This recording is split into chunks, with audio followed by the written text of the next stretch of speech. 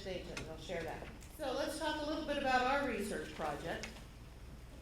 So it was back around 2007, 2008, when we had farmers really planting hops in North Carolina, and some of those beginning hop growers, Julie Jensen, Rita and John, those were some of our earliest hop producers here.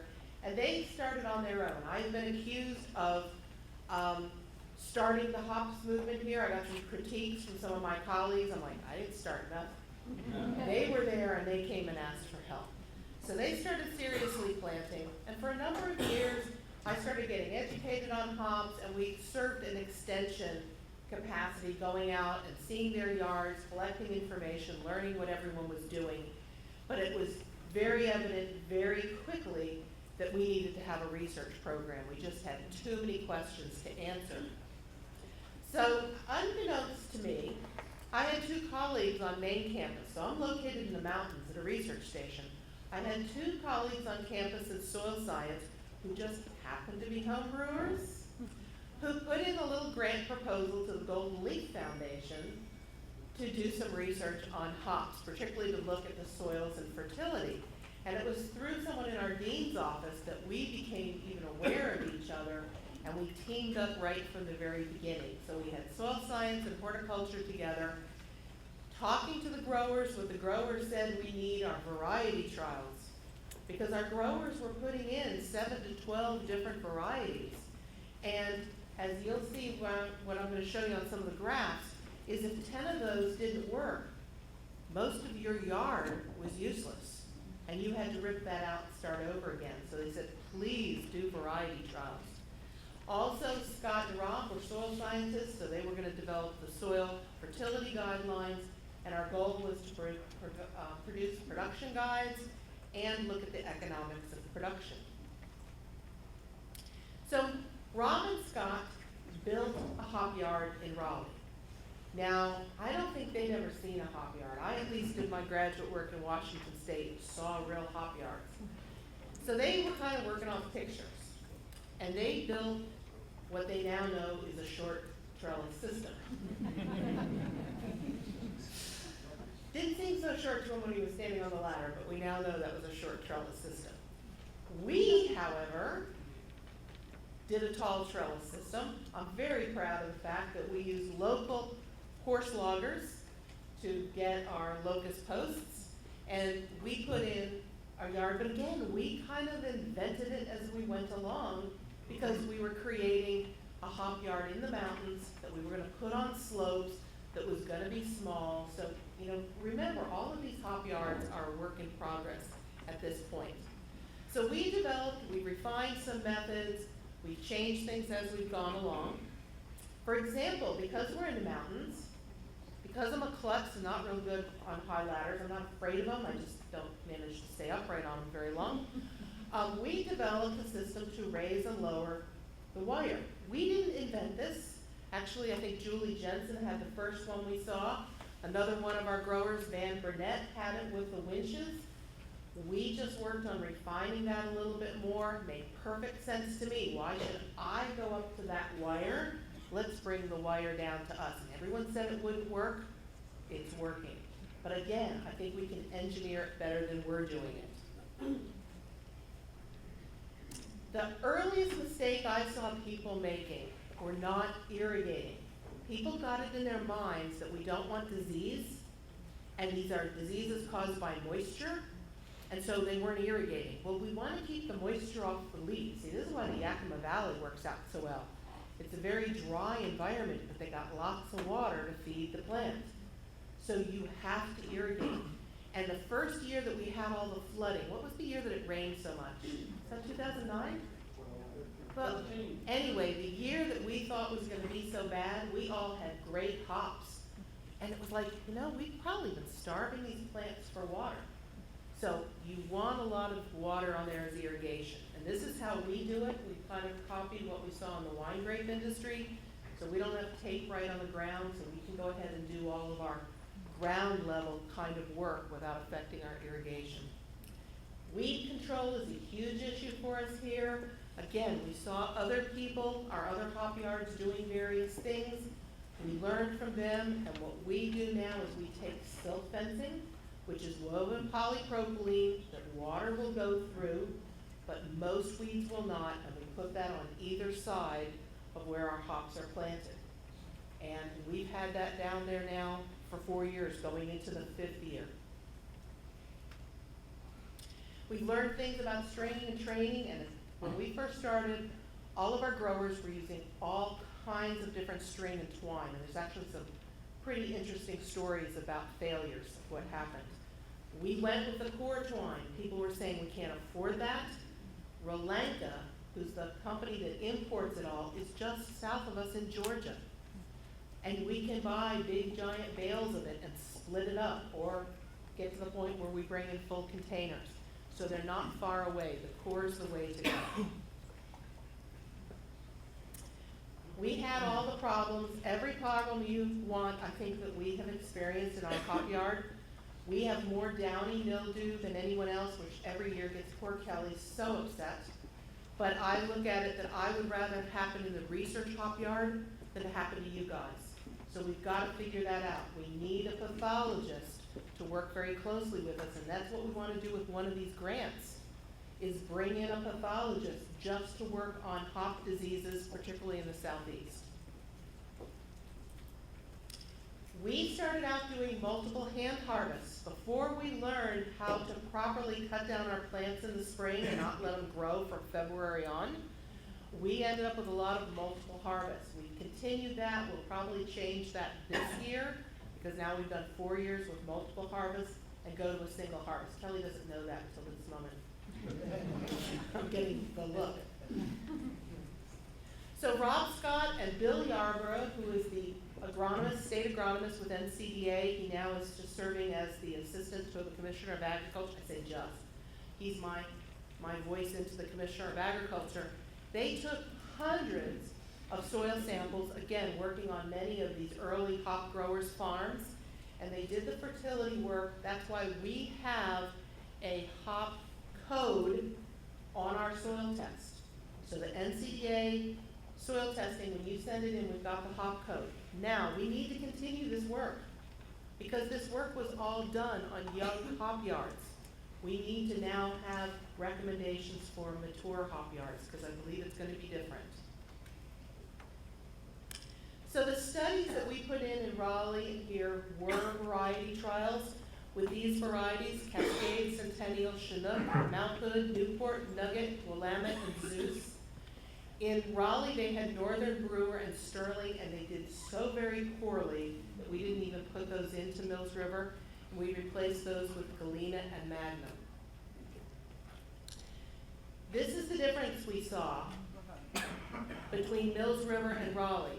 At this point in time, we're still not sure how much of this was soils, location, they weren't watering enough, the short trellis, or what it was.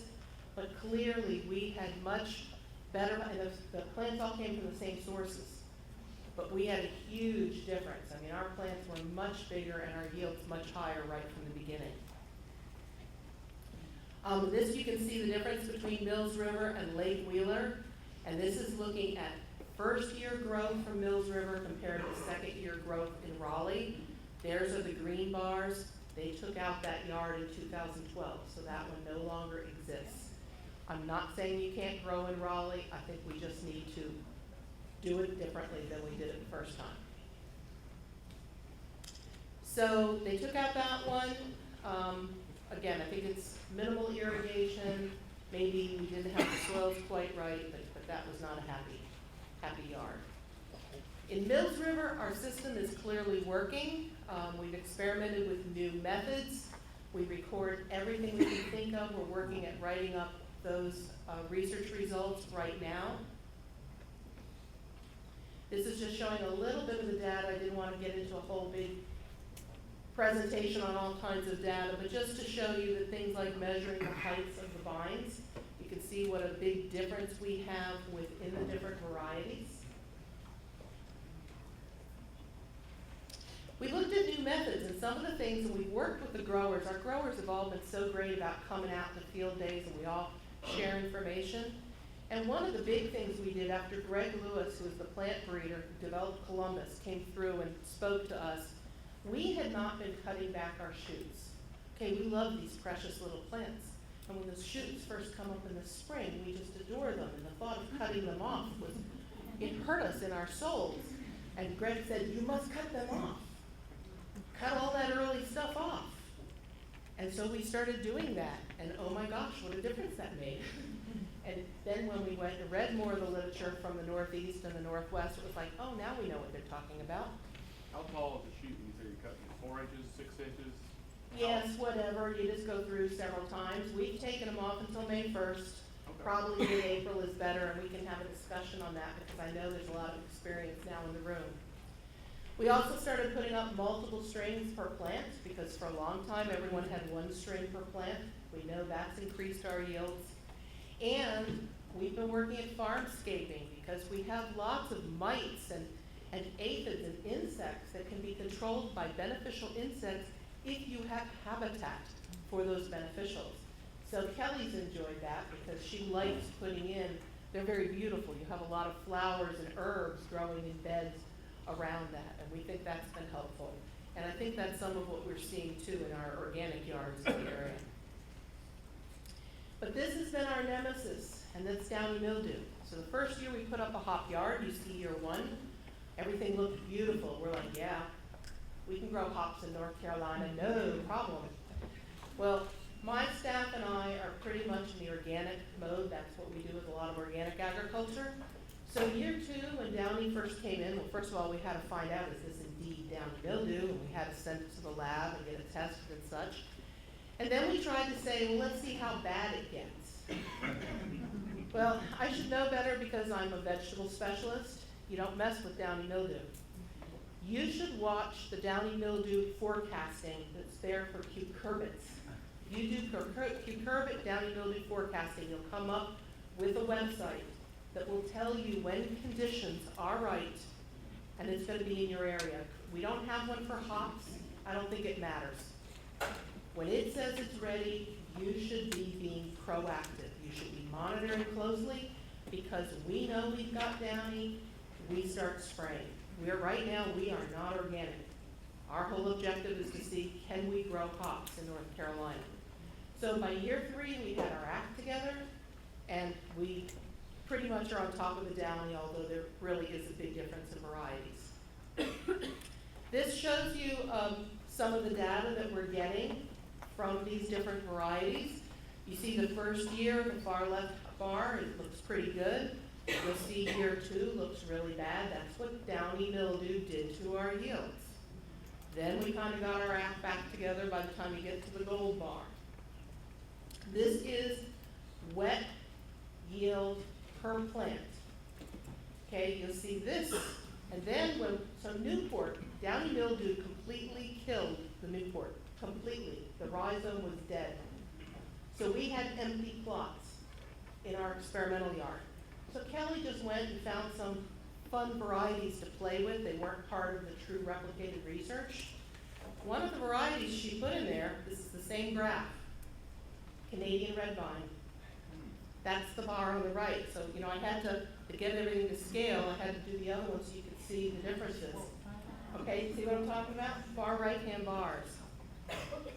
It has been our rock star. It does fantastic. My breeder is already working on incorporating this into his breeding program. Now we need to brew with it. So we've had the analytical work done on it. It looks good. But has anyone here done any brewing with Canadian red vine? See, that's the problem. So far, I've had one brewery magazine that interviewed me that said, yes, it makes good beer, but he is the only person I know that has said that. So we need to get some Canadian red vine into some breweries and find out what kind of beer this can make. But it sure is an impressive looking plant. I've never even seen it on websites for like home brewing. You got that from Great Lakes? Great Lakes hops. Great Lakes hops. The Right. dried hops The crown. already. I don't think anyone's producing it. It's low alpha. It's low alpha and low beta and high cogumulin. We'll talk about this a little more. Anyway, I'm not telling you to plant this one. This might just be good genetics for us, but it's been a very impressive variety.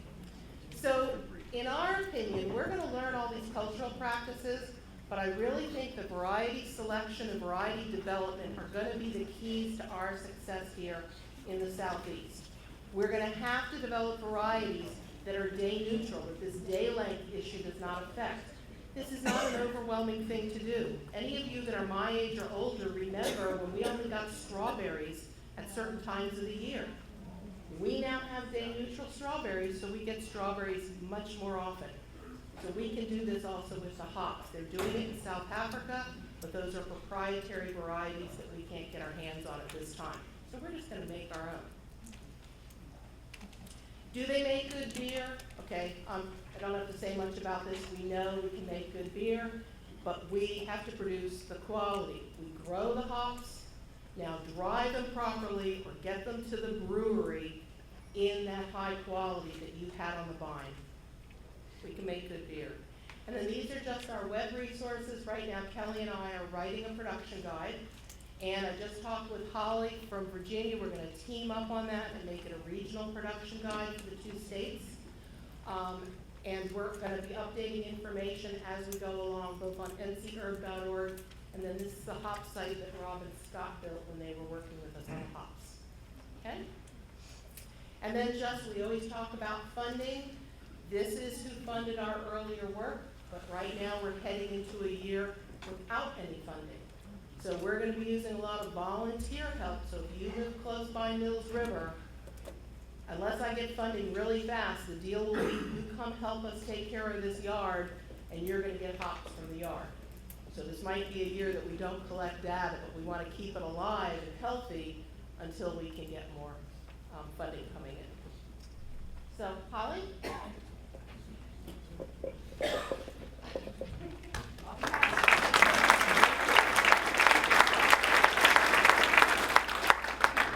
Thank y'all. I'm not even supposed to be on the program, so I'm only take about 30 seconds. I'm gonna talk really fast. So I'm an ornamental horticulturist. Please don't tell the greenhouse and nursery people here, or they'll be in trouble. But I'm very interested in this fast-growing sector. This is great. Hops are great. These are fabulous people. And I enjoyed the meeting at Afton last year, where I met Laura Siegel. And to many of y'all in Virginia, she has been this dynamo behind trying to get some publications out. She's an extension agent in Lilly County, and I've been working kind of behind the scenes trying to get these out onto the web, the whole network with Virginia Cooperative Extension. Getting things published can be a little complicated, but we're going to have a dedicated use website, probably as early as the end of next week. We have a number of publications coming out on that, including the results of the 2014 hop grower survey she did with the help of the Old Dominion Hops Cooperative. So we have a lot of things in the cooker. There's a lot of faculty talent on campus and at the AREX that can contribute to this effort on hops improvement in both production and the breeding end of it. They just don't know it yet, but they will. So I'm not afraid to ask anybody for anything. So we're going to get this going. And we're hoping to have a Hokie hop yard in Blacksburg. Any Hokies out there? Woohoo! Okay, we know we need a Hokie hop yard. So I've got a proposal into the Virginia Agriculture Council. Everybody think of me on March 31st when I'm trying to talk them out of some money, and hopefully by the end of April we'll have that and start construction. And we're also going to work with Virginia State on establishing a hop yard there. The more locations for trials you have or any kind of experimental work, the better for replications, and you'll know that. So that's where we're at. Please send your samples to Ken so he can finish his dissertation. And thank you, and I hope you'll be hearing a lot more from us in the future from Virginia Tech and the hop scene. Thank you. Thank you, Holly.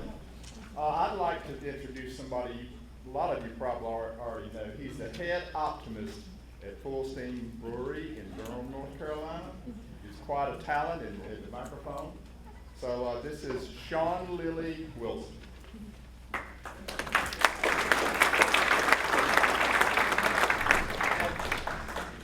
And his brewer, and Brian Mandeville.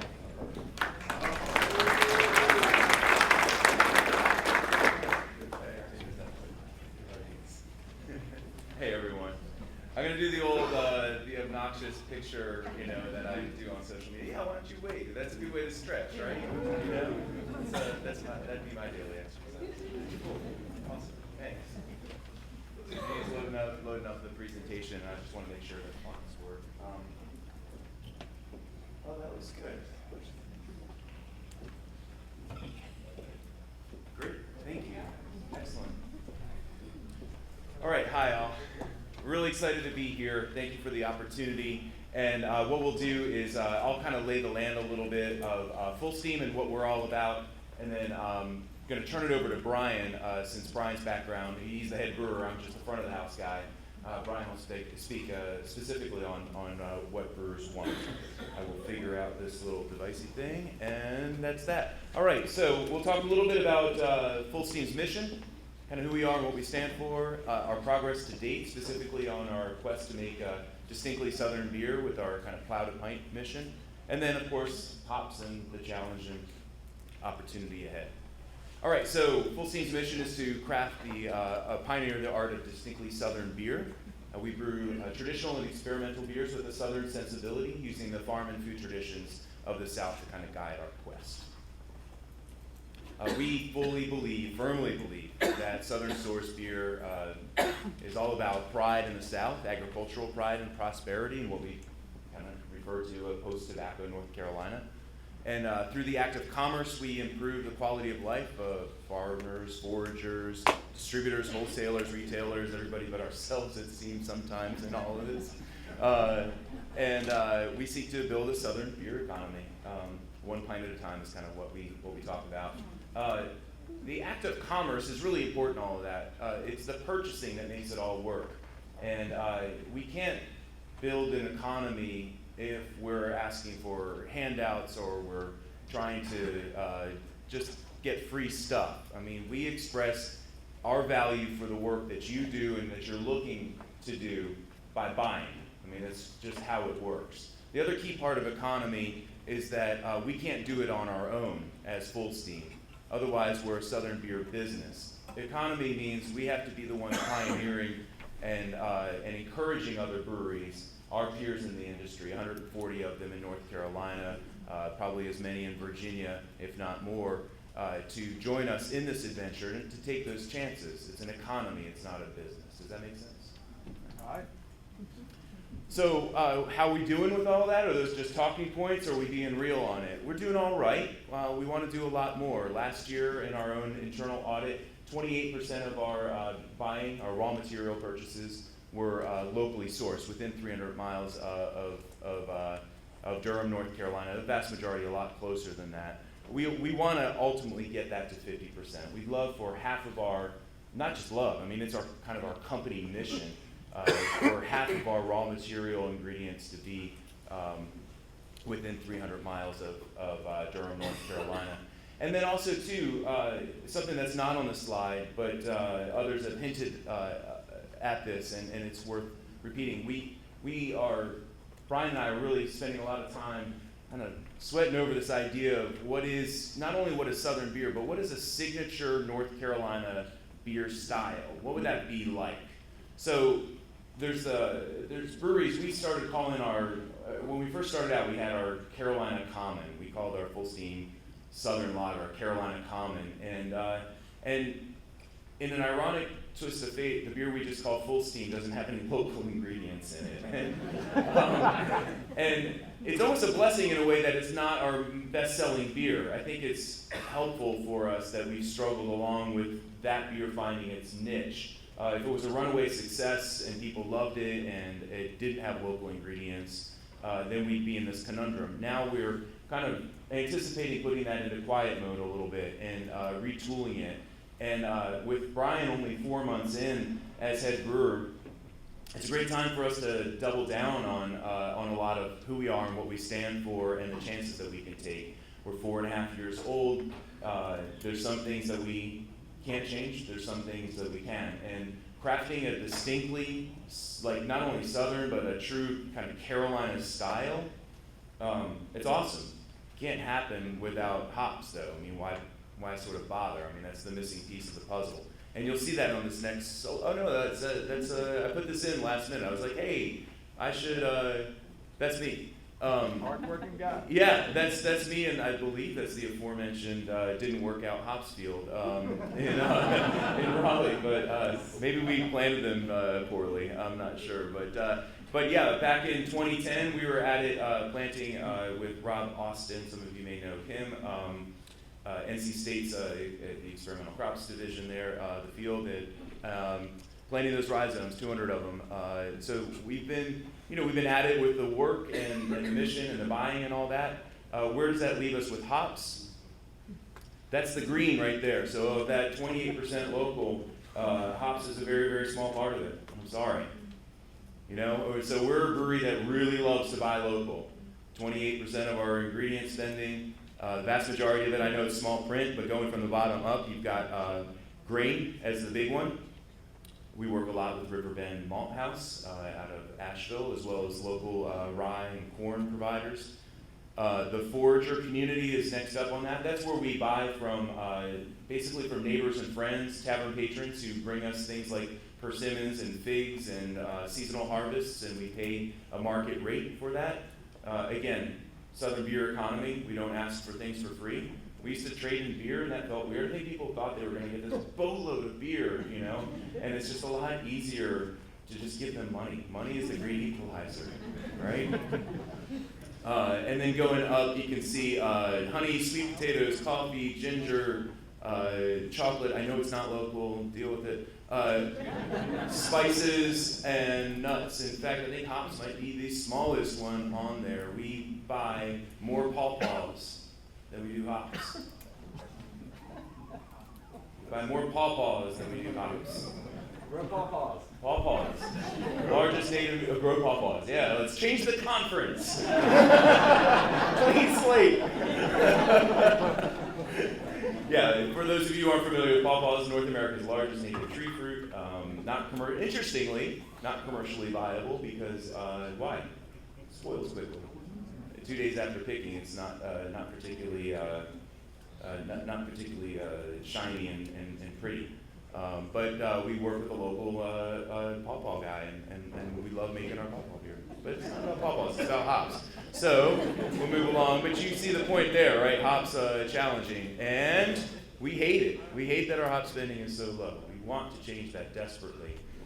We've had some good success. Our friends at Cardinal Pine did the don't do this thing, right? We could say that, right? To the Legates. They drove up with a bin full of hops, wet hops, to the brewery and cold called us, if you will. Their dog was so cute. How could I say no? They open up the back and there's like this beautiful dog and these lovely hops, and we made it work. We actually changed our production that day, the next day, to make a wet hop beer. We called it Cardinal Pine. It was tasty. Brian will talk about this more. But one challenge is that a wet hop beer is not an intensely hopped, big on, full, punch you in the face IPA kind of beer. Usually, it's more nuanced. It's delicate. It's fresh. It's sometimes grassy. These are wonderful things for a brewery like us that prides itself in balance, creativity, but not going over the top. But for a lot of customers, they think wet hop. They think intense explosion of flavor. And it's all about meeting expectations. So we're going to try to change we want to double down on our local, and of course we want to raise that bar of hops to be a lot more significant. And we look forward to learning with you in the process. And to that end, Brian is going to take over here on the specific things that we're looking for. So the data that we need from you, the hop quality that we're hoping for, and the specific hop products we use. So I'll click to the next slide and take it from here.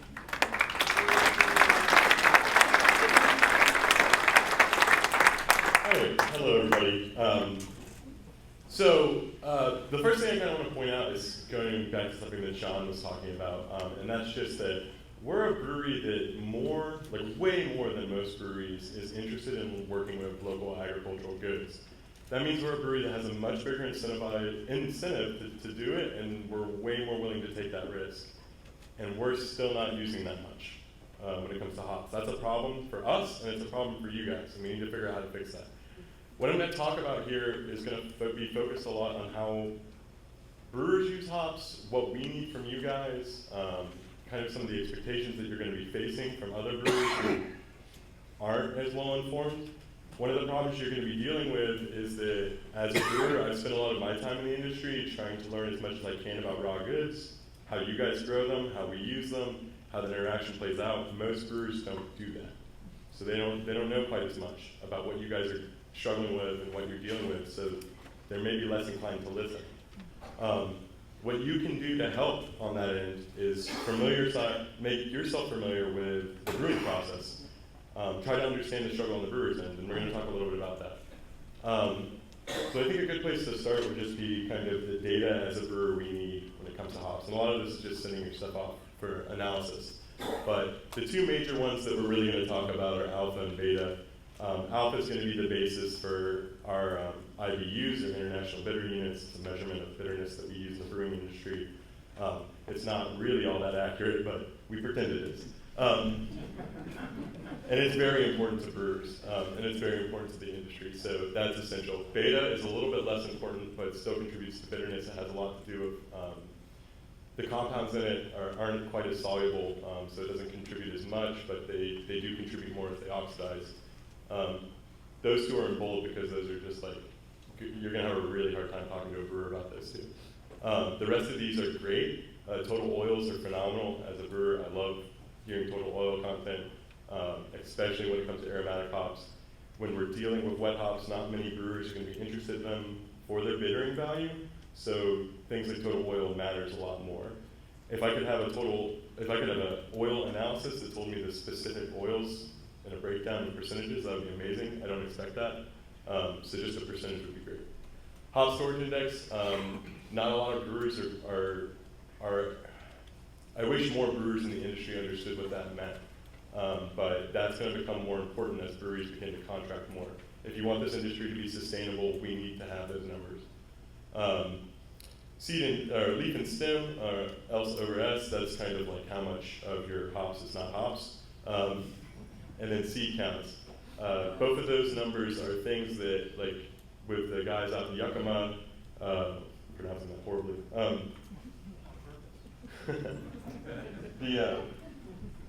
We have a lot less problems with as brewers, but because a lot of you guys are going to be new to this and new to processing, the likelihood that we're going to have higher content of leaf and stem and higher content of seeds is higher. Sorry. What else do we want, kind of data-wise, is a lot of intangibles. Brewers want to know, what's this hop going to taste like when I brew it? That's going to be really difficult for you to communicate. You can do rubbings, you can make teas, you can do a lot of things with hops to try to figure out what flavors you're going to tease out from them when you work with them. None of them are going to be very accurate, and most brewers who have worked with a lot of whole cone and wet hops can tell you that the smells you get off of them when they're in the field, even a couple weeks before harvest, the smell they smell like when you harvest, the smell you smell after they've been picked, after they've been processed. Each one of these is different, and it's not necessarily indicative of what you're going to get out of the plant. So working to understand more about that and trying to find out what those flavors really do translate like in the brewing process is going to be important for you. And you might be wondering, well, how do I do that? I'm not trying to open a brewery. It means that when you get a brewery to buy hops, you need to make it a really big priority to try to get information back from that brewer about their perception of what those hops are like. That way, next time you try to sell those hops to someone, you can say, well, I'm not 100% sure how our Cascade is really distinct, but a brewer who did work with it said that he found there was a lot more grapefruit and maybe a little less floral qualities. That's the language we talk about. Like we talk in as brewers, it's very useful. And that's going to be really important as you try to sell up this angle that the hops you're growing have a very distinct local flavor. If you can't describe what that is versus the hops out of the Pacific Northwest, brewers are going to be less inclined to want to use them because they don't know what it is themselves. And flavors that are different aren't always better. So Beyond that, beyond like just the information we need about hops, the major thing as a brewer that we are concerned about is quality. One of the major problems that I think a lot of people who have worked with local hops have had is that the quality isn't what it needs to be. And the first one up there you'll notice is moisture content. I can't stress this enough. If we're working with dried hops, and we're going to talk about hop products here in a minute, but if we're working with dried hops, that percentage really needs to be 9 to 10%. Some people would say 8, but when it's over that, it's a really serious problem, especially when you're selling a dried hop product, because it's going to mold in the cooler, and more likely than not, the brewer's not going to be able to use it, so that's going to be a big loss. And if that occurs to a brewer who bought hops from you, the likelihood he's going to buy hops from you again is obviously slim to none. And it's going to hurt other farms because he's not going to trust other farmers. And that's not fair to your industry. Beyond that, the brewing industry is pretty tight knit. We all talk to each other. If somebody has a bad experience, it's going to get around. So just because it only happened at one brewery, don't think that not everyone else is going to hear about it. So the moisture content, I just can't stress that enough. That's really huge. So common flaws, we talk about spider mites. As far as what that looks like to me as a brewer is when I get cones, sometimes they'll have a bit of a reddish tinge. That can often be a result of spider mite infestation. Hop aphids, they kind of produce black, moldy, kind of disgusting looking, messy, unusable cones. Mildews, I mean, I'm sure you guys have seen them on your vines before. I grow hops at home and I can't use any of the hops I grow because I just get way too much mildew. And that's going to give you stunted growth, silvery and brown kind of spotting. I will say that some brewers over-focus on appearance of hops. They definitely don't need to be that pristine green, but if you see a lot of this, the likelihood that brewers will be less inclined to want to work with them is greater. And then kind of another thing that doesn't get talked about quite as much is wind burn and spray burn, which is a brown discoloration that's normally as a result of actually trying to treat these other things. So you'll be spraying with fungicide or pesticide that the harshness of the chemical can actually damage the hop, as well as the intensity at which you spray. So you need to keep that in mind because you can actually do just as much damage to the hop as the thing you were trying to prevent from damaging your hops. Other kind of quality considerations include, what some people have already talked about, so I won't cover that too much as far as light exposure, heat, oxygen, those are the main enemies. Those are the main enemies for beer, they're the main enemies for hops. Pretty much every ingredient we work with, those are the things we're always up against. Use of pesticides and other contaminants is really important. Some breweries don't want to work with hops that have had pesticides on them. Just be open about it and do your best. The reality is you're trying to grow hops in a relatively difficult climate to do so. So it's assumed, at least from my end, that you guys are going to have to maybe rely more heavily on those things than some other hop growers. But you just need to be clear about it. Water content, we already talked about. Percentage of leaves and stems, yet again, that's going to decrease the quality. Number of disrupted cones that have potentially ruptured lupulin glands, and content of other particles. There's a raw agricultural good a lot of times, so likely they have like rocks or a stick or something in there. That's important because brewers often aren't inspecting things as well as they should be. So if that ends up in their process, that can really mess up very expensive equipment. And then kind of the bottom there just said sensory hop evaluation. That's going to be the major way that people are going to be judging your hops, and it's not necessarily the fairest way to do it, but there's not much better way. And that means they're going to be just kind of rubbing them, smelling them, picking them apart, looking at glands, making sure that the lupulin glands is kind of that right color. You get this really intense kind of gold normally, opposed to like a more powdery light yellow. But most brewers are going to be evaluating you on a sensory basis, so having more information that's not sensory to provide for them is going to really help you out, especially when you're trying to convince them to buy your house.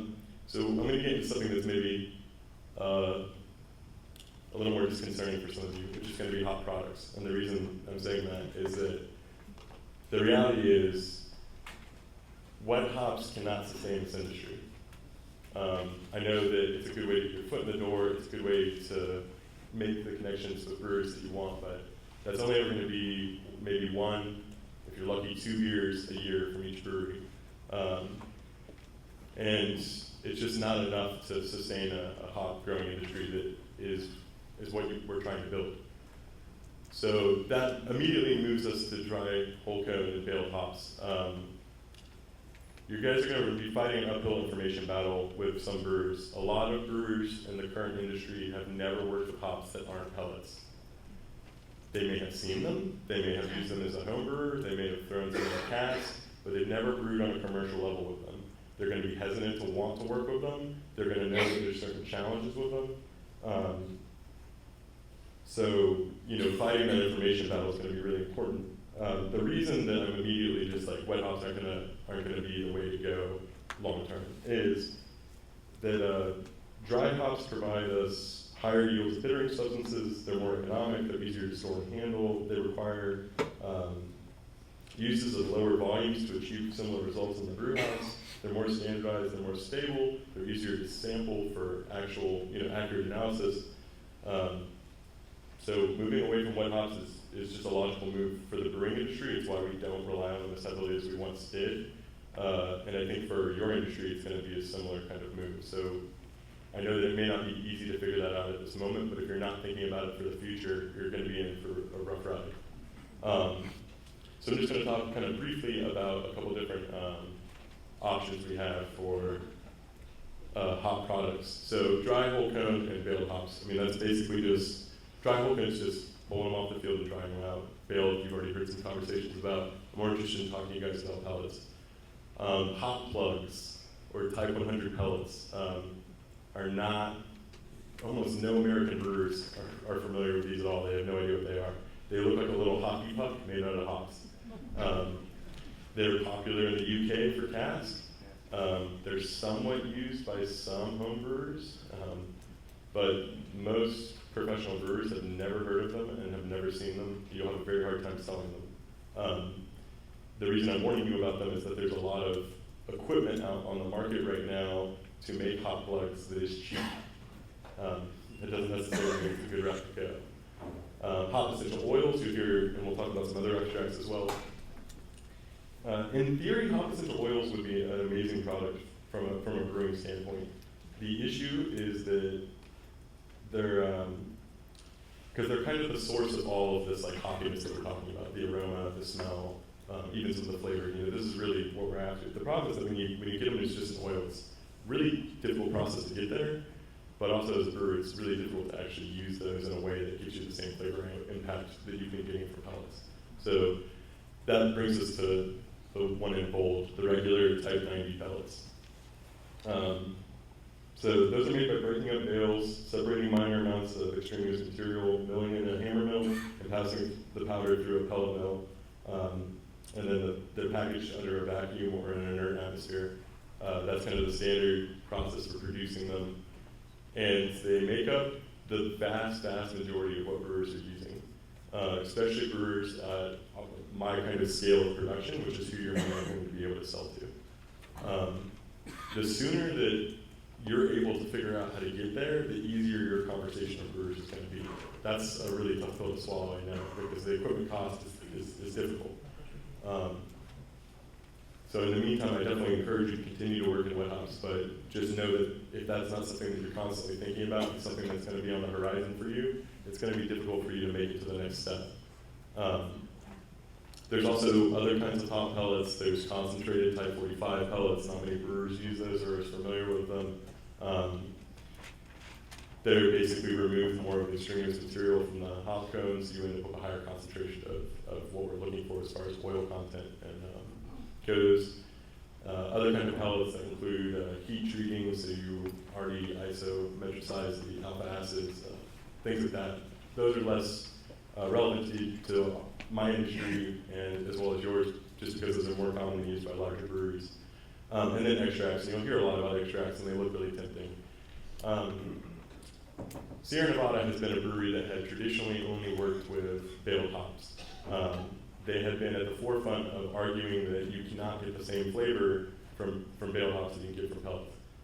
They recently changed their stance on that and released a beer that's made with extracts. That's causing a huge shift amongst brewers' moods about how they feel about extracts. A lot of brewers have this very traditional view that they would never work with extracts. They didn't consider them a substandard product, something that was far too processed. But now that someone like Jeanine Davis is doing it, a lot more people are comfortable with it. The reason that I say that it's maybe less applicable to you guys is that it is extremely difficult to process into an extract. And you can't really get there until we're already at the regular type 90 pellets. So that's kind of really should be the target. So in addition to everything I just talked about, I mean, the other thing that you're dealing with, like I keep kind of going back to, is this information battle that you have with brewers. The more you can learn about the brewing process, the more you can learn about how brewers actually use wet hops, how they actually use dry whole cone hops in their process, the more you can make this a positive conversation with them. Because the reality is just, I mean, how many of you, for example, know what hopback is? Right, how many of you are growing hops? Of those who are growing hops, how many of you are turning them into pellets? Okay. So the thing is that if you're not turning them into pellets, a device like hopback is one of the ways that most brewers will use whole cone. And if you can't talk to a brewer who doesn't know what a hopback is, or maybe has heard of one but never seen one, they're most likely not going to do the research on their own. They're inexpensive is the good news, and they're really easy to work with, and they're useful for other ingredients as well, so it's normally not too hard to convince a brewer to move that route. But you need to know what one is, because that should be part of your conversation if someone says, well, I don't want to use whole cone, it's going to clog up my process. And they're good for wet hops as well. But just knowing more about that process is going to help you out a lot.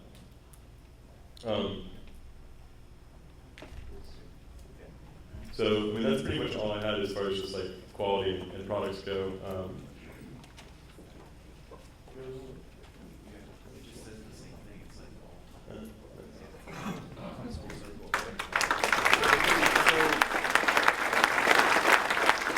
I'll pretend to be an audience member who was too scared to ask. Brian, what is a hopback? Thank you, Sean. Sorry, I didn't have to get away from myself. It's essentially just like a giant stainless steel strainer.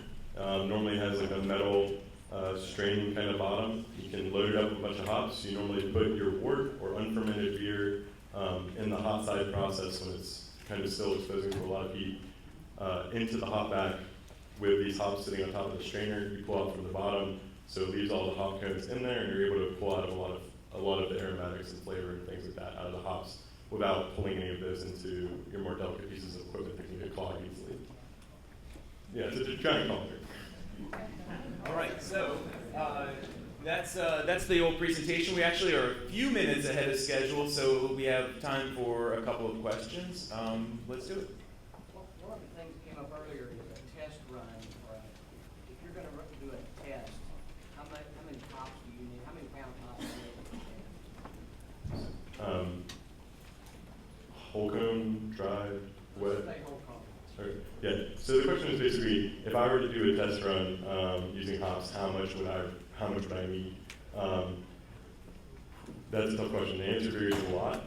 As far as if you were giving me pellets, like in this ideal world, I think ideally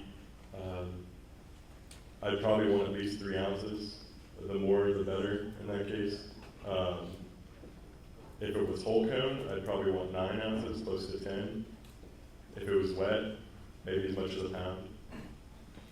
It depends on what's the problem. The reason that I'm having difficulty answering this question is that for most brewers, it depends on what they're test batching on. Some brewers are test batching on a 5-gallon homebrew rig. Some brewers are test batching on a 2-barrel rig. Some are somewhere in between that. So depending on what size they're test batching on, it will change quite a bit about how much they might need from you. But it's a conversation that's easy to have with a brewer if they have any hesitation and you're like, well, I can give you a sample. Brewers love samples. They do. They just love samples. You might offer some typical hopping rates and experience for either wet or pellet per barrel. Per barrel. So pellet, it depends on variety of beer, you know, like what style you're making. With hoppier beers being the trend, we're seeing more and more beers moving to a range of using about a pound per barrel Sometimes that's way more, up to like 3 pounds per barrel of pellets. My normal ratio, and this isn't exact, but normally triple that for an idea of how much dry whole cone I would want to use. And you can multiply that pound per barrel to 3 pounds per barrel times 5 for about how much wet hops I might use. And it depends on the variety, it depends where I'm adding them, but that should give you a scope. So that means we just went from a pound per barrel for a hoppier beer to 5 pounds per barrel. So it gets more and more difficult as a brewer, because the other thing is that even if, as a brewer, I have the equipment to work with your hops, I may not be able to fit them into my process. Like, I may not physically be able to fit that quantity I need to use. So that can contribute. You were saying it was difficult to compare. Would it be worthwhile doing like a home brew on a fairly neutral platform? Say, here's what Yakima Valley Cascade looks like. Here's what my Cascade looks like. And if so, what kind of recipe would you look for to do that with? If we could somehow work out some sort of relationship where you're able to team up with a brewery or something, and you can make a relatively neutral beer that showcases your hop, and you make the exact same beer with like Cascade from the Northwest, yeah, that would be huge. If you could show up to a brewery, give them 2 bottles, say we use the exact same amount of hops, the difference is these are North Carolina, these are, I mean, that would be a game changer. What would the recipe be? Most brewers have like a back pocket recipe that they use to test hops out. Just do a single base malt. Mine particularly, I just use Maris Otter as like a single base malt. We use an amber ale in our brew house. We did exactly that, using Cascade from Yakima and Cascade from here. Yeah, And, so the amber ale was perfect. amber ale was a good. Base for it, yeah. So yeah, most brewers have a recipe that they're comfortable doing. It might be something like an amber or golden, or normally it's not something that's particularly hoppy, to be honest. You want something with a relatively mild single grain bill. If it was a single malt, it might not hurt. Something like an amber would definitely work well. So we're getting the boot. We have our contact information up there. Thank you for the questions. There's also a link to our Survey Monkey there. That's for you, Stan. We actually don't have a Survey Monkey survey. I just felt like putting it up there. But Ryan at Fullsteam and Sean at Fullsteam.ag, because agriculture, right? That's what we love. That's what we're all about. And if you want to chat more online, I'm at Fullsteam on the Twitters. Thank you all. Appreciate it.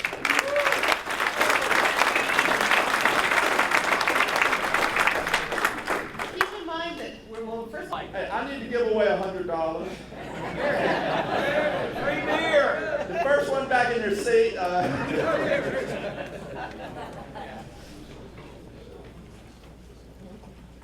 Well, I'm happy to have a friend of mine from Northern Virginia, Ashburn, Lost Rhino Brewing, that I've worked with, and they're really doing some great work up there, and they're brewing innovative stuff and working with local producers. This is our friend Fabio Garcia from Lost Rhino. Hey guys, how's it going? I got a bunch of pictures to show you guys, just to go through what you guys are growing the hops. I'm trying to brew with these hops. It's been a great experience. It's kind of, I was going to talk a little bit about what I've done in my past as far as brewing, and a little bit what we're doing at Lost Rhino, and then just kind of show you some pictures of what hop harvest has looked like this past year. So that's me. It kind of looks some pictures in the internet, see what, me actually working in the brewery. All I found was actually pictures of me drinking a beer. But I have been brewing for a while. I worked at quite a few different breweries in Virginia. Bardo Rodeo, the one place is a totem pole. It's very Pacific Northwest inspired place. So a lot of big, heavy beers, lots of whole leaf hops, and that's kind of like one of those places that was unique, and at that time still unique in many ways, because we used all the whole leaf hops there. I was a very young brewer. I didn't know anything about brewing. It was kind of like my brewing school. So when I got a chance to be a partner at Lost Rhino, I went back to try to use as much whole leaf hops as possible. Most of the hops we use are pellets, but I had to put some whole leaf hops in our mix. All right, so Rich Brow is a brew club in Richmond. Old Dominion Brewing Company was the biggest microbrewery in Virginia for a while, and then Sweetwater Tavern, a series of brew pubs in Northern Virginia. Like I said, I'm at Lost Rhino. I'm a co-founder and director of brewing operations. I'll say I'm the director of brewing operations because we're opening up a second location, so we have a little brewery over there, so we're gonna have 2 breweries. It's kind of nice. Things are going well. We opened up in 2011. Trying to do a whole bunch of different stuff. Here's all the beers that we're making. The Genus Loci series there is our local beers, local ingredients. Right? So we're looking for local fruits, local grains, local hops, and making different beers with it.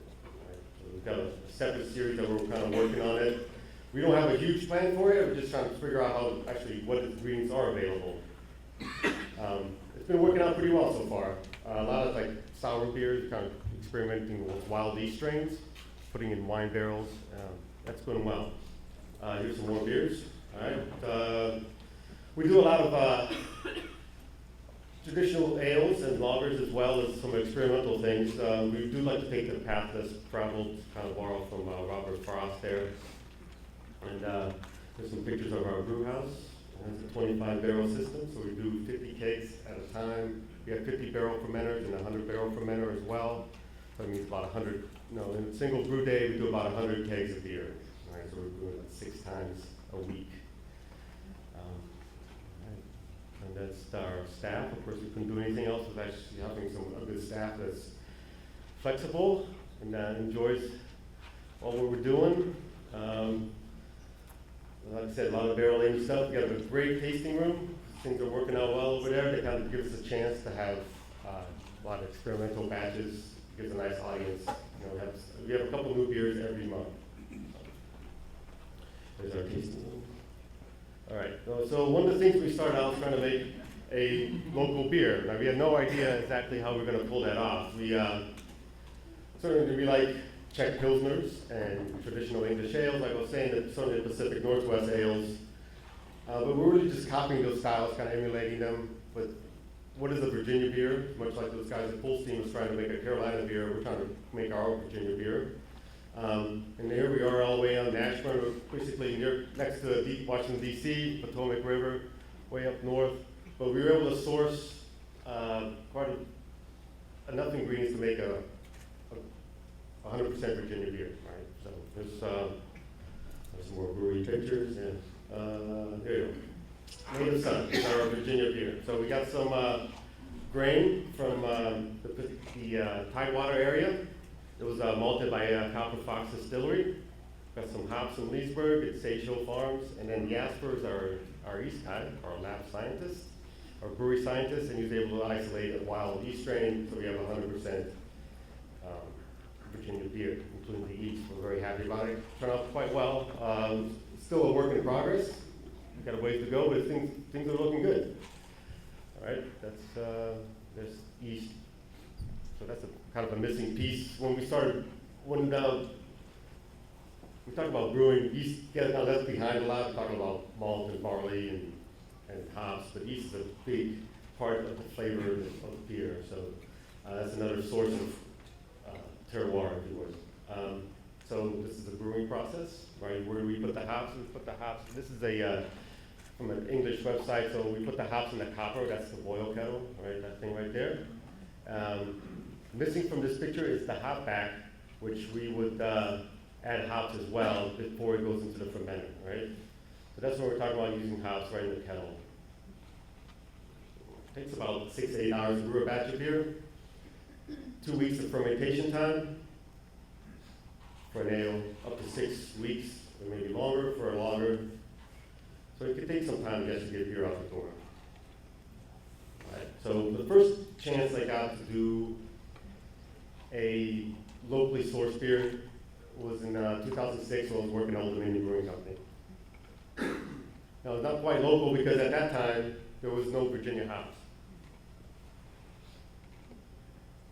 Like Stan mentioned, harvest sales were becoming quite popular in the Pacific Northwest and California, and they started to make their way over to the East Coast, and the hop growers and the hop providers offered brewers in the East Coast some West Coast hops, freshly picked West Coast hops that would package them up and ship them overnight. Can you imagine shipping 300 pounds of whole leaf hops wet? That price is outrageous, right? Because it does have to be shipped overnight, refrigerated overnight. So it's very costly. So I kind of started looking around to see what's any kind of East Coast hops. And the guys from Victory Brewing Company in Pennsylvania had found out about the guys in New York that were growing hops. And then I kind of jumped in and said, hey, yeah, I want to get some hops from them as well. So I contacted the grower, and we were able to load up some hops in their truck. And I came over, and then we went to Pennsylvania, picked up the hops, and came back to the brewery and started brewing with them right away. So wet hop beers, kind of went through this already. So undried hops, right from the harvest, they don't last very long. So you gotta use them up. Okay, so this is how the hops came in cabbage bags. It turned out in retrospect to come out to be pretty good because they breathe, right? Because that mesh turned out to be pretty well because it's hot. The hops, as they dry, get really hot. So it actually worked out pretty well. I don't know why I didn't think about this past harvest, but we were putting them in trash bags and then big paper bags, like the leaf bags. That was not as good. I think this year we'll get some mesh bags. I think that'll be a better solution. That's why, because they can actually go up in flames. So we're not that size yet. We're not buying hops of that size that we're actually going to combust anything, but they do get very, very warm. So that's the hops. I think guys at Full Sail did a pretty good job explaining what brewers are using hops for, right? Bitterness, flavor, and hop aroma is very popular right now. That's the key to what consumers want. They want a big aromatic beer, and that's kind of what we're looking at here. Citrus is probably the most dominant flavor, or the aroma that people want at the moment. Grapefruit, certainly piney. You get into the more melon flavors as well. Let's go down the list a little bit. You get grassy, you can go either way on that. Onion could go either way as far as desirable or not. Certainly tomato leaf is not desirable in the beer. And then certainly this past harvest we got some locally grown hops that smell like tomato plants. Now it's kind of hard to convince somebody to have a beer that tastes like tomatoes and onions. We're not really expecting that. So it's something to consider as a hop grower. It's like, well, my plant actually smells like tomatoes. Maybe I should think about some other use for it. Trying to sell it to a brewer. They're not going to be particularly very happy with it. Most of the time we get hops that look like that, right? Pelletized hops.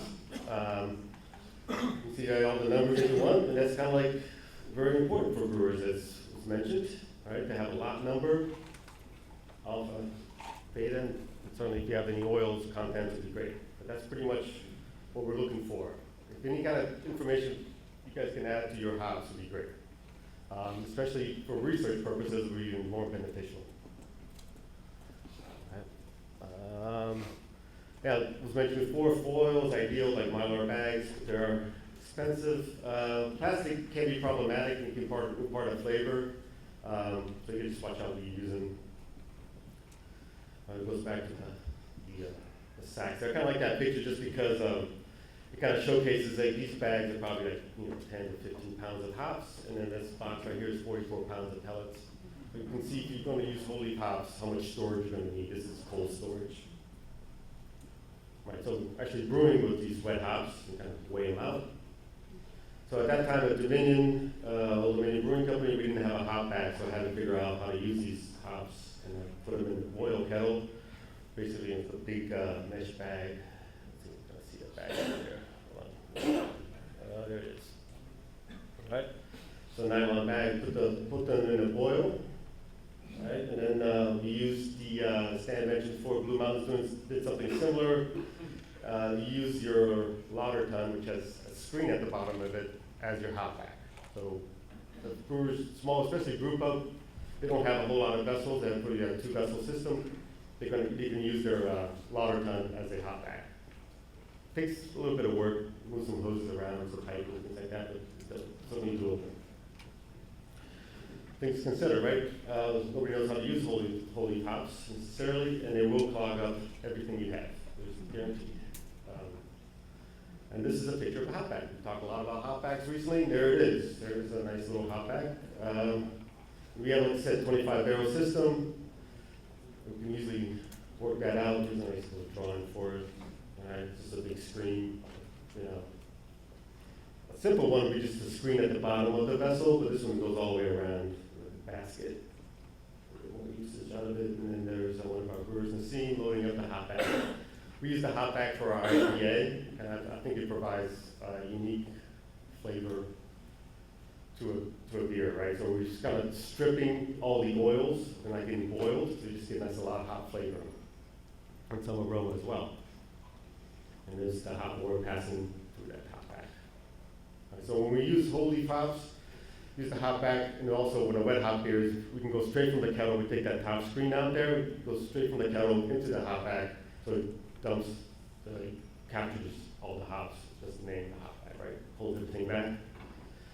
All right, how much, this question was asked before, how much hops per barrel of beer, right? So, quick calculation, just looking at the numbers that we use. That said that we use 2.5 pounds per barrel produced, but that's what we kind of contract out. We plan ahead for every year. We did about 5,200 barrels last year, and we contracted out 13,000 pounds of hops, so that's really about 2.5 pounds per barrel. We got tons of hops still in storage, so we get an idea how much hops per barrel we're talking about. Make an IPA, definitely going to use something like that. All right, so the first local guys we bought hops from was Sage Hill. They're about their 4th year of operation now, and they're coming along pretty well. This is from a couple of years ago, actually, in their harvest. And this is how we were able to pick the hops. Just lay them all down, spend all day. You can see Alex there, he's not wearing a long sleeve shirt, and then he had plenty of stories to tell about all his friends, what he did all day, because his arms are pretty bruised up. So definitely wear long sleeves. And so, it takes an incredible amount of time to pick hops all day. And it can be fun depending on the weather, right? Because if you can sit outside all day, have a beer and pick hops is great, but when it's 90 degrees, it's not that much fun. But we had fun nonetheless, and then there's the hops that we were able to use. All right. This past year, we, one of the local girls said, I got some hops for you. I'm going to bring them over. I'm going to have them all picked, ready to go. Like, that's great. Well, things happen. Things always happen. And he was not able to pick them. He had to cut them down, but his homemade harvester failed. So he just dropped off, just pines. So we certainly tried to pick them as much as possible, but we were trying to brew as well. So one of our guys, Nick, had a good idea. Well, we just hang them up. At least they'll get the water out of them. And actually, that worked pretty well. I'm not sure, I don't know what the moisture content was, but it was certainly better than it was previously. So it's very hot in summertime, right? Obviously, it gets really hot in the rafters. It dried pretty well. So we were able to store the hops for a little bit longer than it would have been or also just been a big moldy mess. The best experience we had was that going to the farm itself. We went to Whippoorwill Manor. This is their hop yard there. Stan would know exactly how many plants they have. It's somewhere around 200 or so, quarter of an acre, if I'm mistaken. But it's a really good program. So Eric that owns Whippoorwill approached me. This is kind of the best case scenario. Approached me early in the summer. I think in harvest time, we're going to have 200 pounds of wet hops. Are you guys interested? And he goes, yeah, it's great. We've done a harvest sale in the past. I'd like to do one again. The hardest part is getting those hops picked. So as I understand, I contacted the Dominion Co. Hops go out about the harvester. We're going to have the harvester on hand, and we're going to get those hops to you. Fantastic. So what we did is coordinate basically a brewery field trip, and we got all our brewery staff out to help. It was a great experience in many ways. Just we got the brewers out of the brew house to get some sunshine, and because we do work in an environment that's kind of hot and stuffy sometimes. It's a lot of fun, but getting out of a warehouse in the middle of summer is very pleasant. So we had a great time. We had a beautiful house there as well, so we were able to spend the night. But if you don't have a house, probably think about camping out and just making that kind of a fun experience for the brewery staff, right? So you just come on out, cook out, camp out. We're going to get up early. We'll pick some hops. And one of the things we did is also try to look for some wild bee strains where we're out in the farm. So this is our staff there, and it stands in the middle there, leading the charge.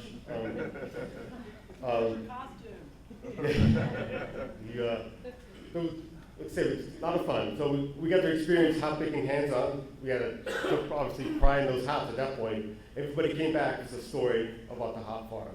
That beer sold extremely well, right? Everybody that worked in the brewery was involved in making that beer, and it was the easiest beer we ever had to sell. The bartenders were excited, even if they didn't go to the hop trips, but they saw us come back. We came back sunburned and very happy and kind of intoxicated by the hop oils itself. It kind of makes you loopy after a while. Yeah, it's great. So we get load up the vines up top, and then the cones come out at the bottom. So, take a small crew there.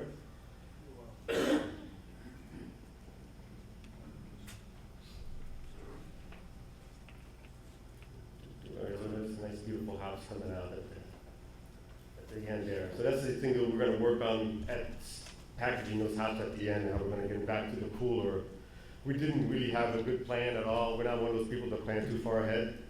So it's like, oh, we got all these hops all of a sudden. What are we going to do with them? So try to put them somewhere. All right, so it's a cool picture in the sense that Face Plant IPA is our #1 seller, and then we use the hop back for that beer, right? So we use some Yakima Valley and Willamette Valley hops, some whole leaf hops.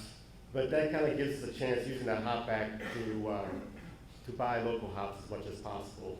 Stan alluded to this earlier today. When people come in, sometimes people just come in and bring us a bucket of hops.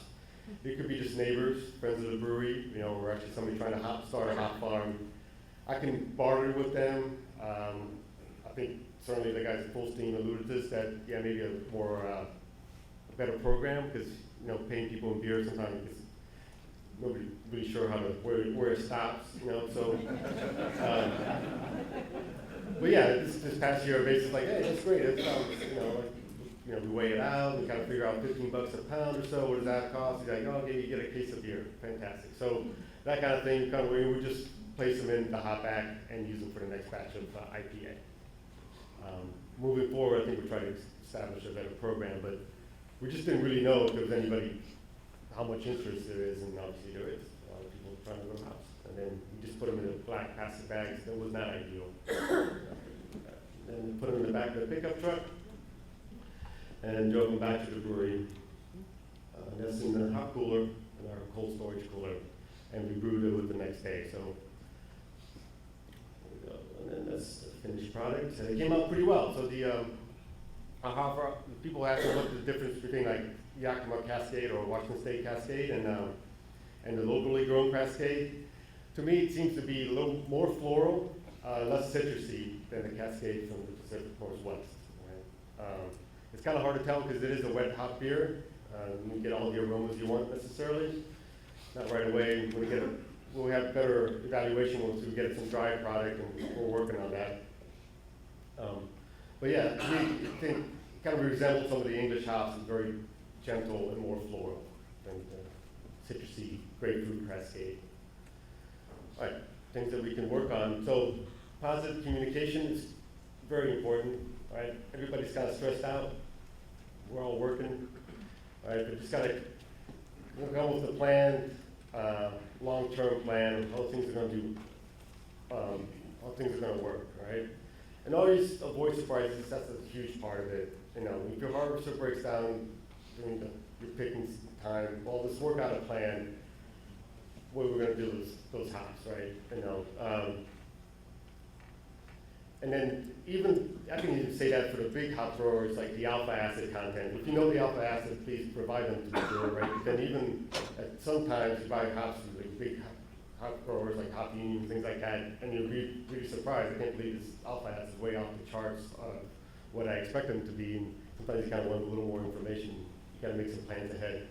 It is a tight hop market, some hop varieties that you want. You can't just like pick up the phone and order some more. You got to contract years ahead of time. I got like 3 or 4 years ahead of contracting. You got to think ahead, like, what I'm going to be brewing, 2 years from now. I'm not really sure. But you kind of have to make some kind of projection because you got to contract those hops or else they're not going to be available. There are times I've contracted hops, never even tried it before. but everybody's like, that's a crazy, the new hop, the new craze. Well, I guess I got to jump in there and get some. Hopefully, if they work out for us, it's great. If they don't, then maybe I can trade them or sell them off to somebody else. But it is kind of, you have to think 2 or 3 years ahead of time. That's pretty much all I got. So we can go back and look at those other pictures and answer any questions. And I think it's going to kind of lead to more questions. Everybody has a bunch. All right, thank you guys.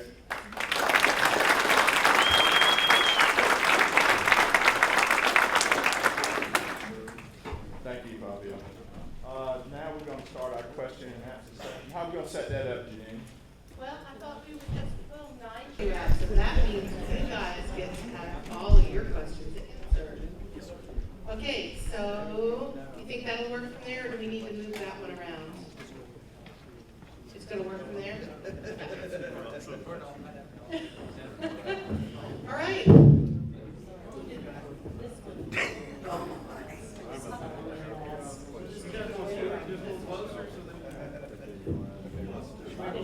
Yeah, it's actually better if you come, although they can pass that one back and forth too, as long as we keep these two apart.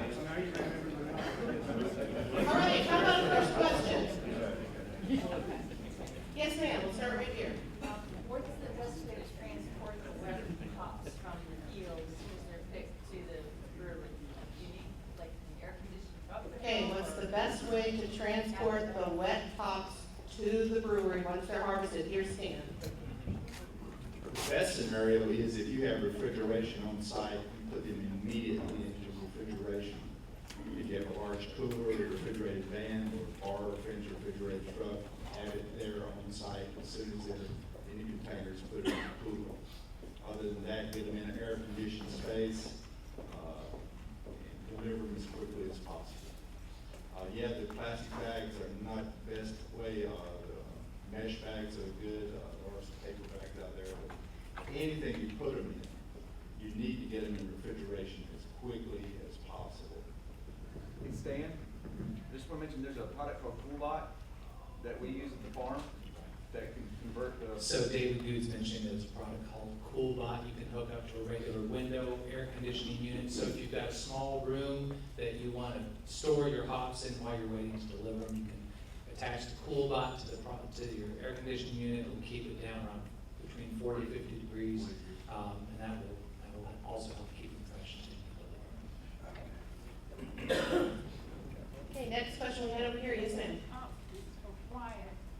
We were talking about aromas and all.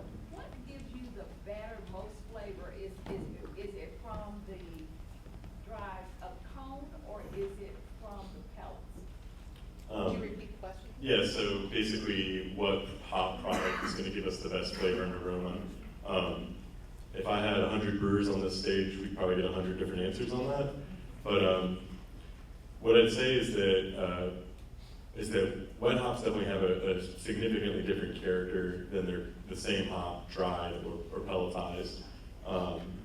When it comes to pellets versus whole cone, I find that the flavor and aroma is relatively similar depending on where they're used in the process. But one of the major differences is the quantities required to use, just because so much more of the mass of a dried whole cone doesn't actually contain much of what we're looking for as a brewer. Personally, I don't find a significant difference. Many brewers would disagree with me on that one, and a lot of people prefer the flavor and aroma of a whole cone, just dried hop. And with certain varieties, I found that that's the truth as well.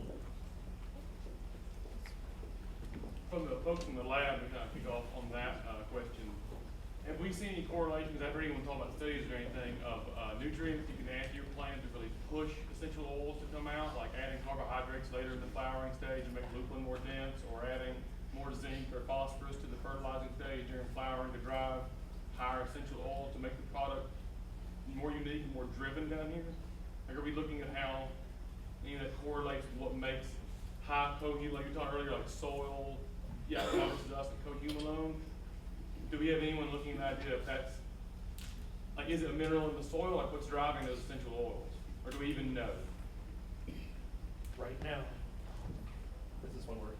Turn it on. It was on. Battery dying.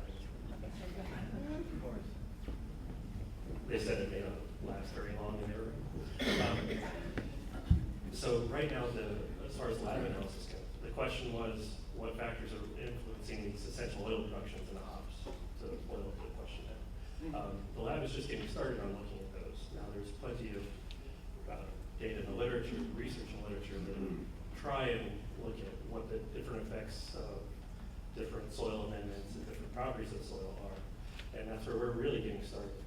So when I produce the sample labels that you write down what your samples are, and send those into the lab. We're going to include things such as harvest date, where the hops were actually harvested from.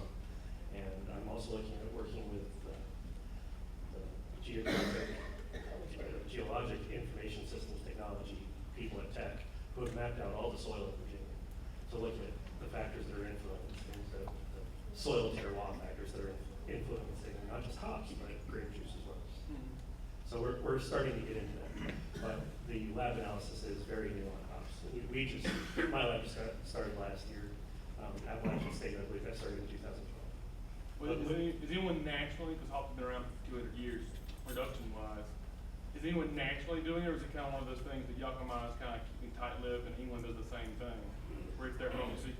It's being looked at in a general scope. So the specifics of it, I don't know of too many national laboratories that are looking at this. I'll look into that for you. You can just send me an email. One of the very interesting things in that regard was that in looking at hops grown in England versus the United States, there was one variety that they said was so different between the two places. And what it turned out was that the hops fields in England had been treated with so much cupric sulfate that it was actually diminishing the sulfur compounds that were being expressed in the hops. But the hops grown in the US, the soil didn't have that treatment. So they had much more floral character. Now from wine, we know that if you want to get rid of sulfur-like off odors, you add cupric sulfate. And this was essentially being done naturally, but to the detriment, because there are some sulfur compounds that are decent. So there are definitely anecdotal evidence of what's in the soil affecting what's in the plant. But this broad scale look, I'm not too versed in that literature yet, but we will. That far away.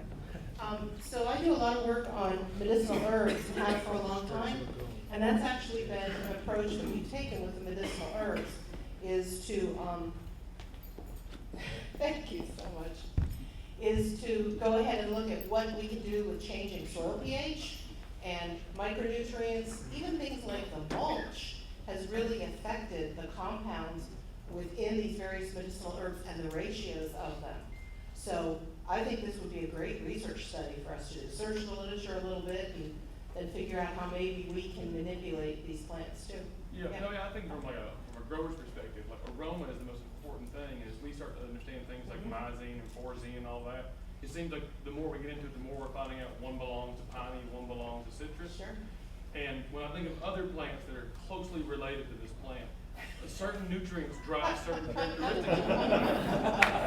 So I'm looking for a correlation between these plants. And it affects their medicinal properties, I'm sure. Steve, did you have anything to address?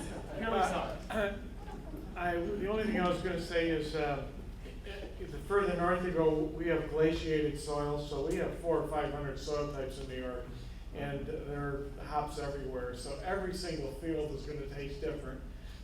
And certainly if you go to Yakima or Willamette Valley, they have differences even in Yakima from field to field, but their soils are fairly uniform.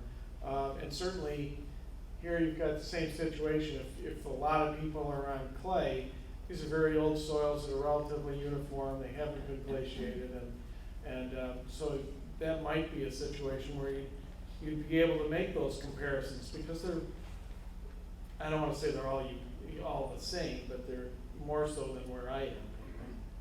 Maybe a little in one area. Just a second, I promise this gentleman here. Yes, thank you. You're so welcome. My question is in regards to drying the hops. Is the Food Safety Modernization Act having any effect on how and where you can dry the hop? Because looking and seeing a plywood dryer, I've been in seafood for the last 9 years, and the food safety regarding that is you couldn't have a plywood dryer. So, did Debbie Hamrick already leave?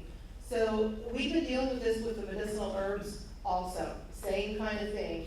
And Debbie Hamrick is the one, she's with North Carolina Farm Bureau, and she has been the one that's been most up on this and out there pushing for us on this, that the drying of these hops is the same as drying grains and everything. It's just a process that you need to do to move it to the next step. I think where we are, at least where we sit right now, both with the hops here and with the medicinal herbs, is we're okay. That said, I'm telling everyone, if I was building a dryer right now, I would build a dryer that I could sanitize. All of my dryers are bare plywood on the inside, and I could never sanitize those if I ever got Listeria or Salmonella there. We have a fairly new food scientist at NC State who's very interested in this. I've got him looking for the materials, because when I, as a novice, looked for materials to line my dryers with, none of them could be guaranteed to take the heat. Well, stainless steel. Yeah, when we built stainless steel dryers for hops. I couldn't find a product that could take the heat and not outgas. So, Steve, do you know any differently on that? Well, I do tell people that they need to be very careful what they use when they're lining a dryer.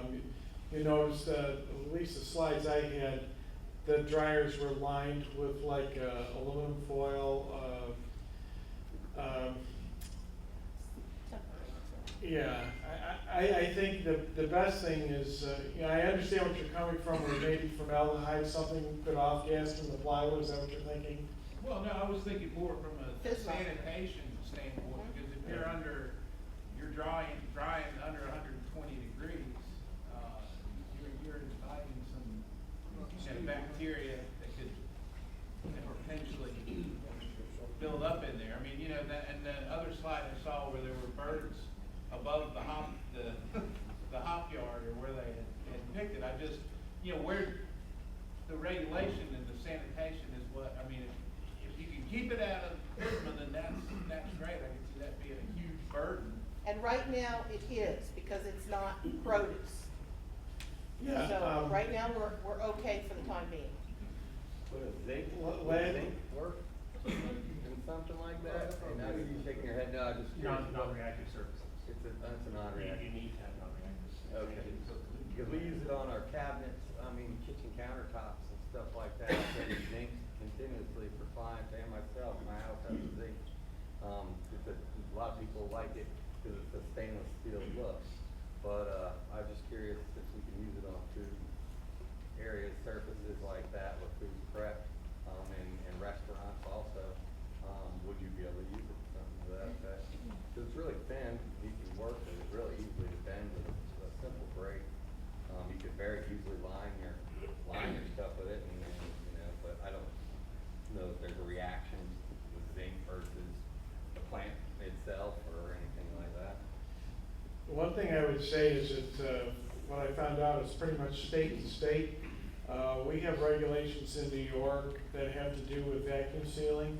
When I called out to Washington and Oregon, to the processors there and their state departments, they have zero regulations about gaps or food safety for vacuum sealing hops. Essentially, they need to be less than 12% moisture or they'll mold. When I went to Poland and even out in Yakima, you'll see hop dryers that have been in use for 100 years, 50 years, and they're caked with lupulin, and they're not sanitizing them at all. That one picture I glossed over very quickly, and then I showed the one that looked like it was brand new. Those are the same dryers, and they don't do anything to clean them. Don't hops have antimicrobial? Well, and whether they have antimicrobial properties doesn't matter at all. When it comes to FSMA, and we could have a whole conference about that, what we need is for it to be based on science. Comment to come back about this? Yeah, I would like to add something about that. I work for the Virginia Corporate Extension, and I help the growers through the GAP certification. This is especially for apple growers and pumpkin growers. So what is going to be required is the water testing for apple growers. So even though the water is not in contact, direct contact with the apples, the water testing is something that they are gonna be required next year, I think. So it's something for you to keep in mind, even though we don't have regulations for hops, this is something that is coming.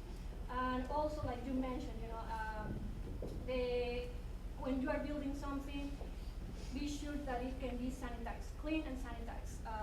That's something that we can go ahead now that you are starting, and just keep in mind that it's gonna come. Is when you are required to have GAP certification is required to have when you are selling to somebody. For example, wetlands, they require you to be GAP certified. In this case, now it's gonna be harmonized. So is your seller, your buyer, the one that will tell you, you have to have this? So what she commented about was just talking about the produce rules as they exist at the present time, talking about the produce rules, and there are really strict rules that you can read on that with the gaps. We're not there yet with the hops, and I think that we're gonna have to be, when they start talking about this stuff with wheat and corn and soybeans, I mean, I'm fighting it. I wanna see the science. I'm not convinced that all of the regulations that we're talking about yet are really gonna make that difference, and that's what I wanna see the science before we make all of our growers take on these expenses. Because as far as I know, I've not heard of anybody getting sick from hops. And the food safety people I've talked to in our Department of Agriculture, because all of the hops go into making beer, there seems to be, and there's a heat in that process, there doesn't seem to be very much concern. I think that one's gonna be pretty far down on the list. We did some work with people using sheep in the hop yard to control the weeds. And the FDA rules right now is you can't have animal manure in a food crop within 120 days of harvest. We're able to get around that through the GAPS program with FDA because of what Jeanine just said. Number one, the hops aren't on the ground, so you're not supposed to be dragging them through the manure. There are several kill steps in the brewing process normally, and the pH of beer is very low. However, as I said earlier today, in looking at a hop back and things like that, that was before.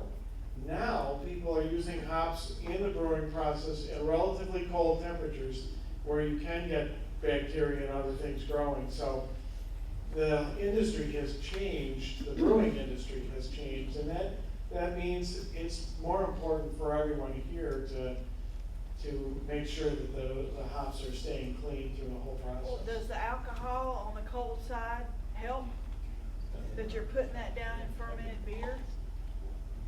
It helps, but it doesn't. Help the person drinking it.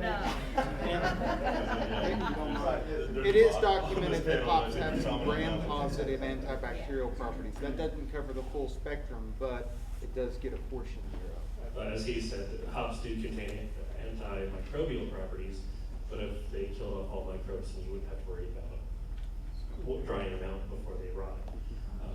Now, as far as the alcohol goes, you don't necessarily know what your end alcohol product is or your end user's alcohol level is. So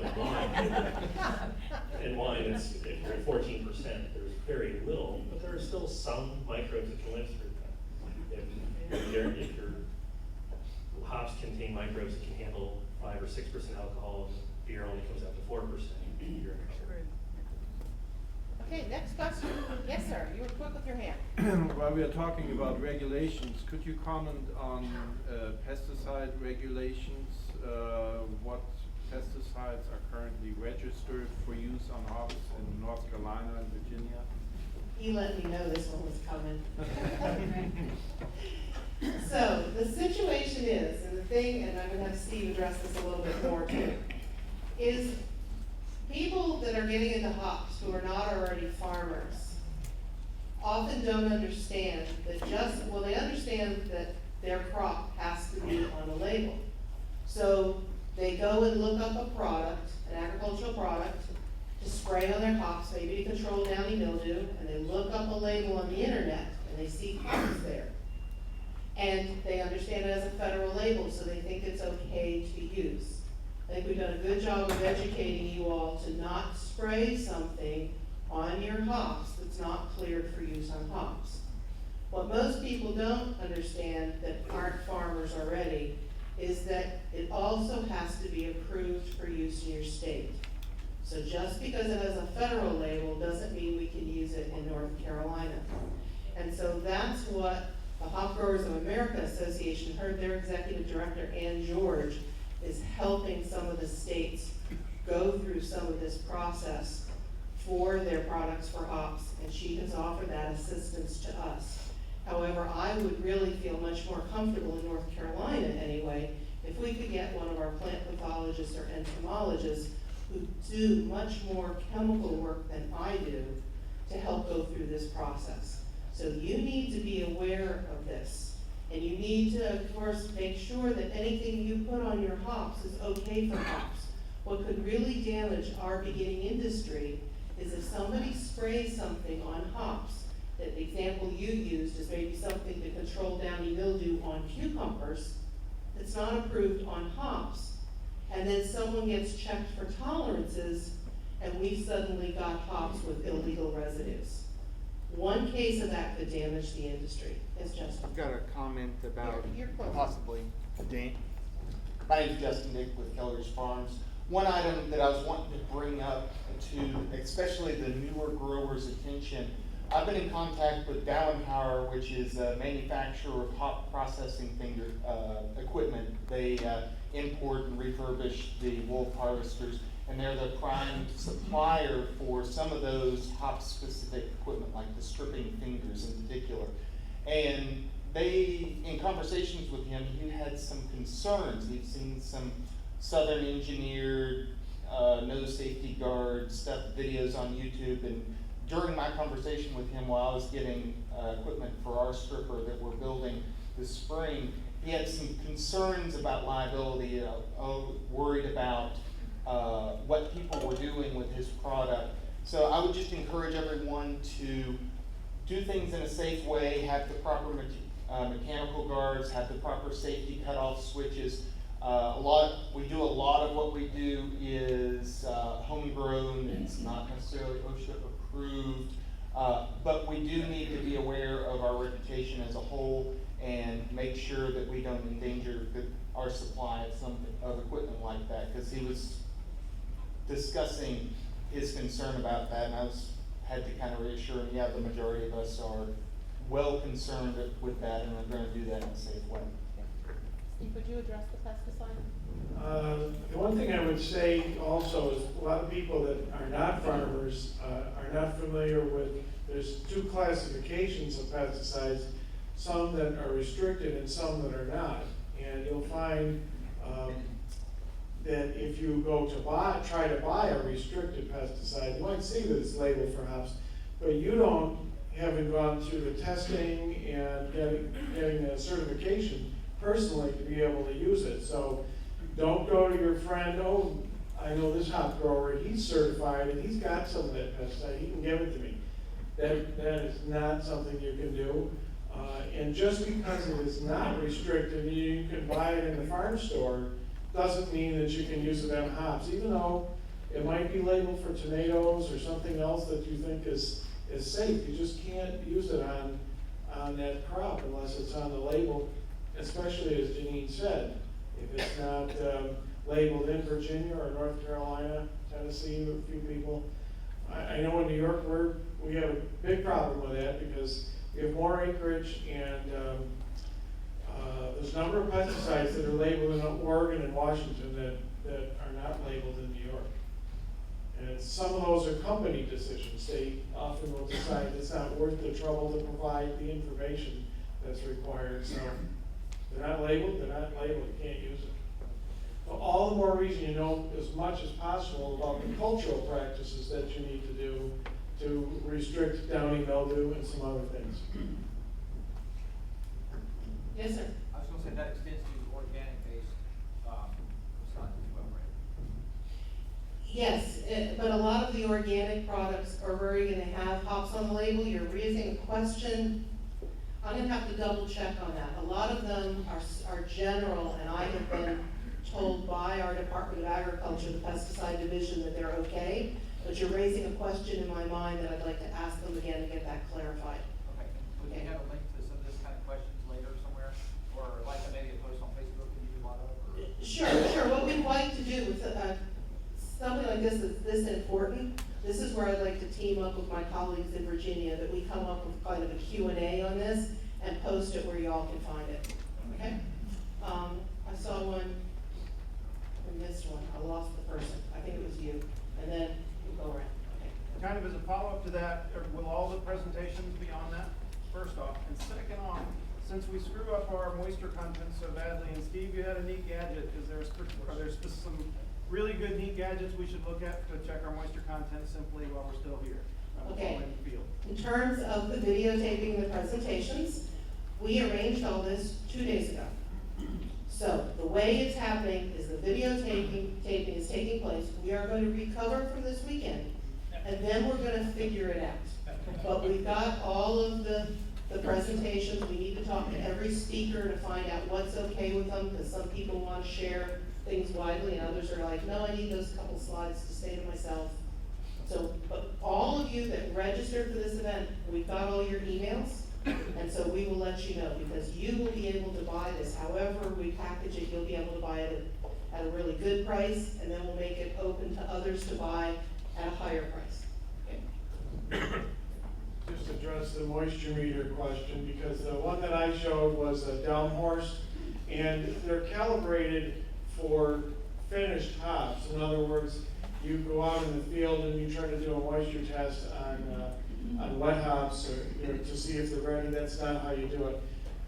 That machine is calibrated for, let's say, 6 to 14%.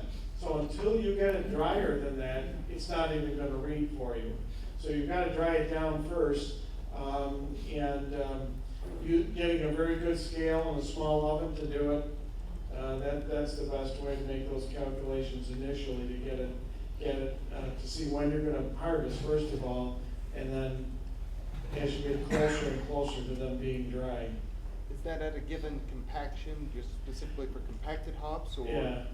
That machine actually has 2 different probes that you can buy with it, and one is to be used in bales and others. It still needs, the hops need to be compacted, and if it were me, I would test your meter against, do a few compacted, like what see if it says it's 10%, then take that and put it in an oven and keep it drying even further to see if it actually was 10%.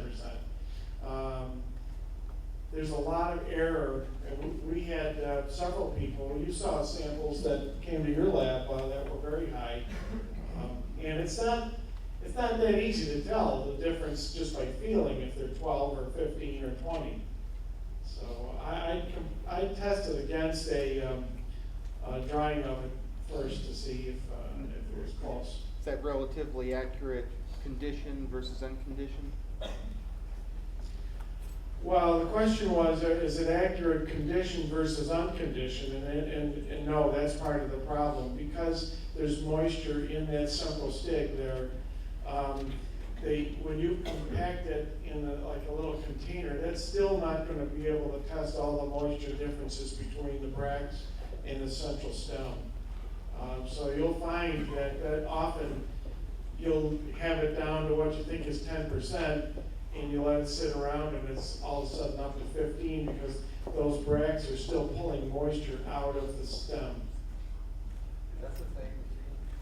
Wait, I'm going to take this question here because he's been waiting patiently. Yes, let's build on the pesticide theme and look at herbicides. What are the recommended products or potential products for weed control? The herbicides will fall under the same regulation as your insecticides and your fungicides. So you can't use an herbicide either if it's not cleared for use on that crop. But is there a range of products that we know of that have been approved in other locations that we could look at? There are products that are approved for use for hops in other states, and that's really easy to find on the internet. And that's the problem, is everyone's like, okay, I see this on the internet, it must be okay. And that's what we're just trying to caution there. Okay, let's go over here. Are there any hop variety maturity tables? You know, you have corn that says it's 120-day corn. Are there any tables that are available that show the number of days to maturity for various varieties? So asking the question, are there days to maturity for the varieties of hops?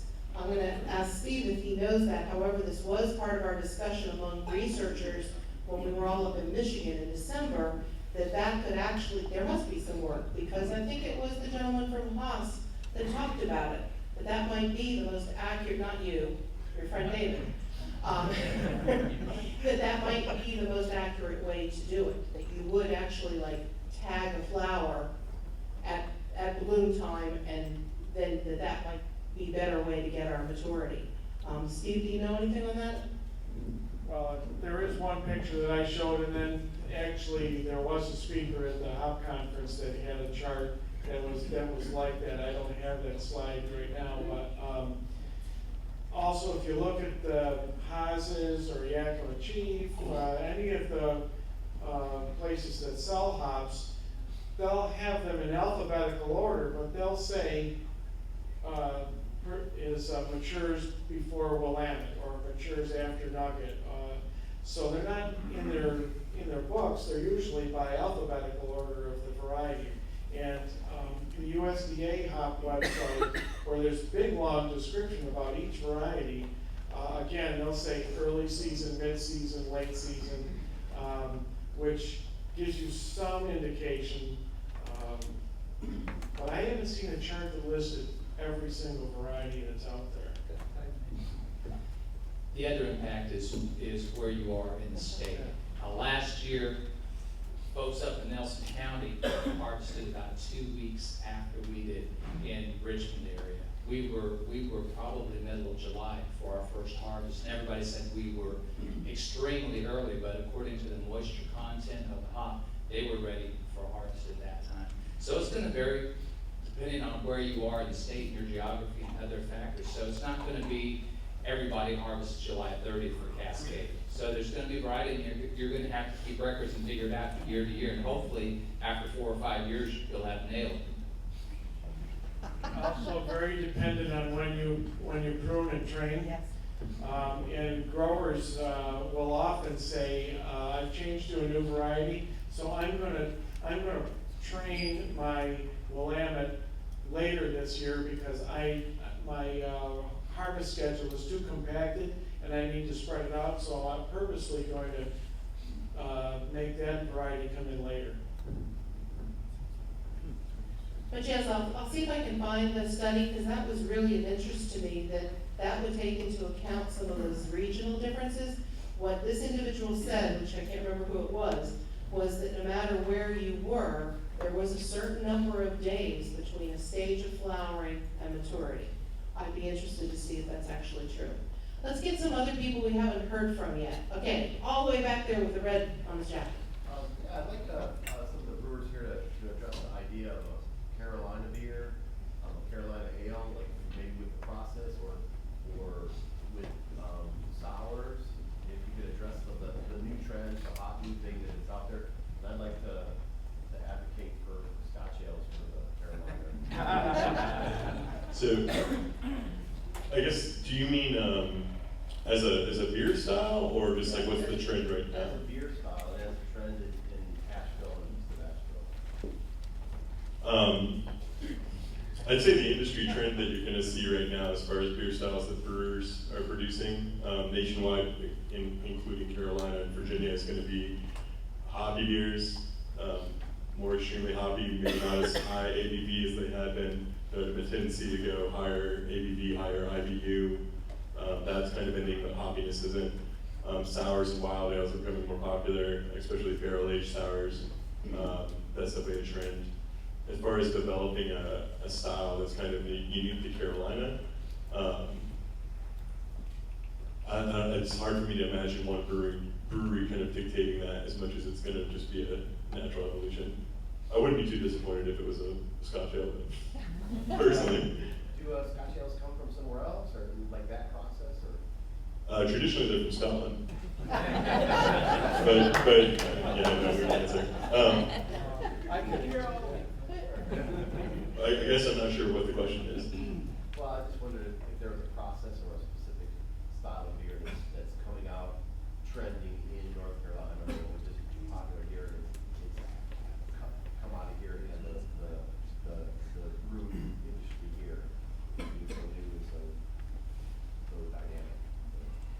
think there's a Talk movement about to have the it Kentucky formed. Commons.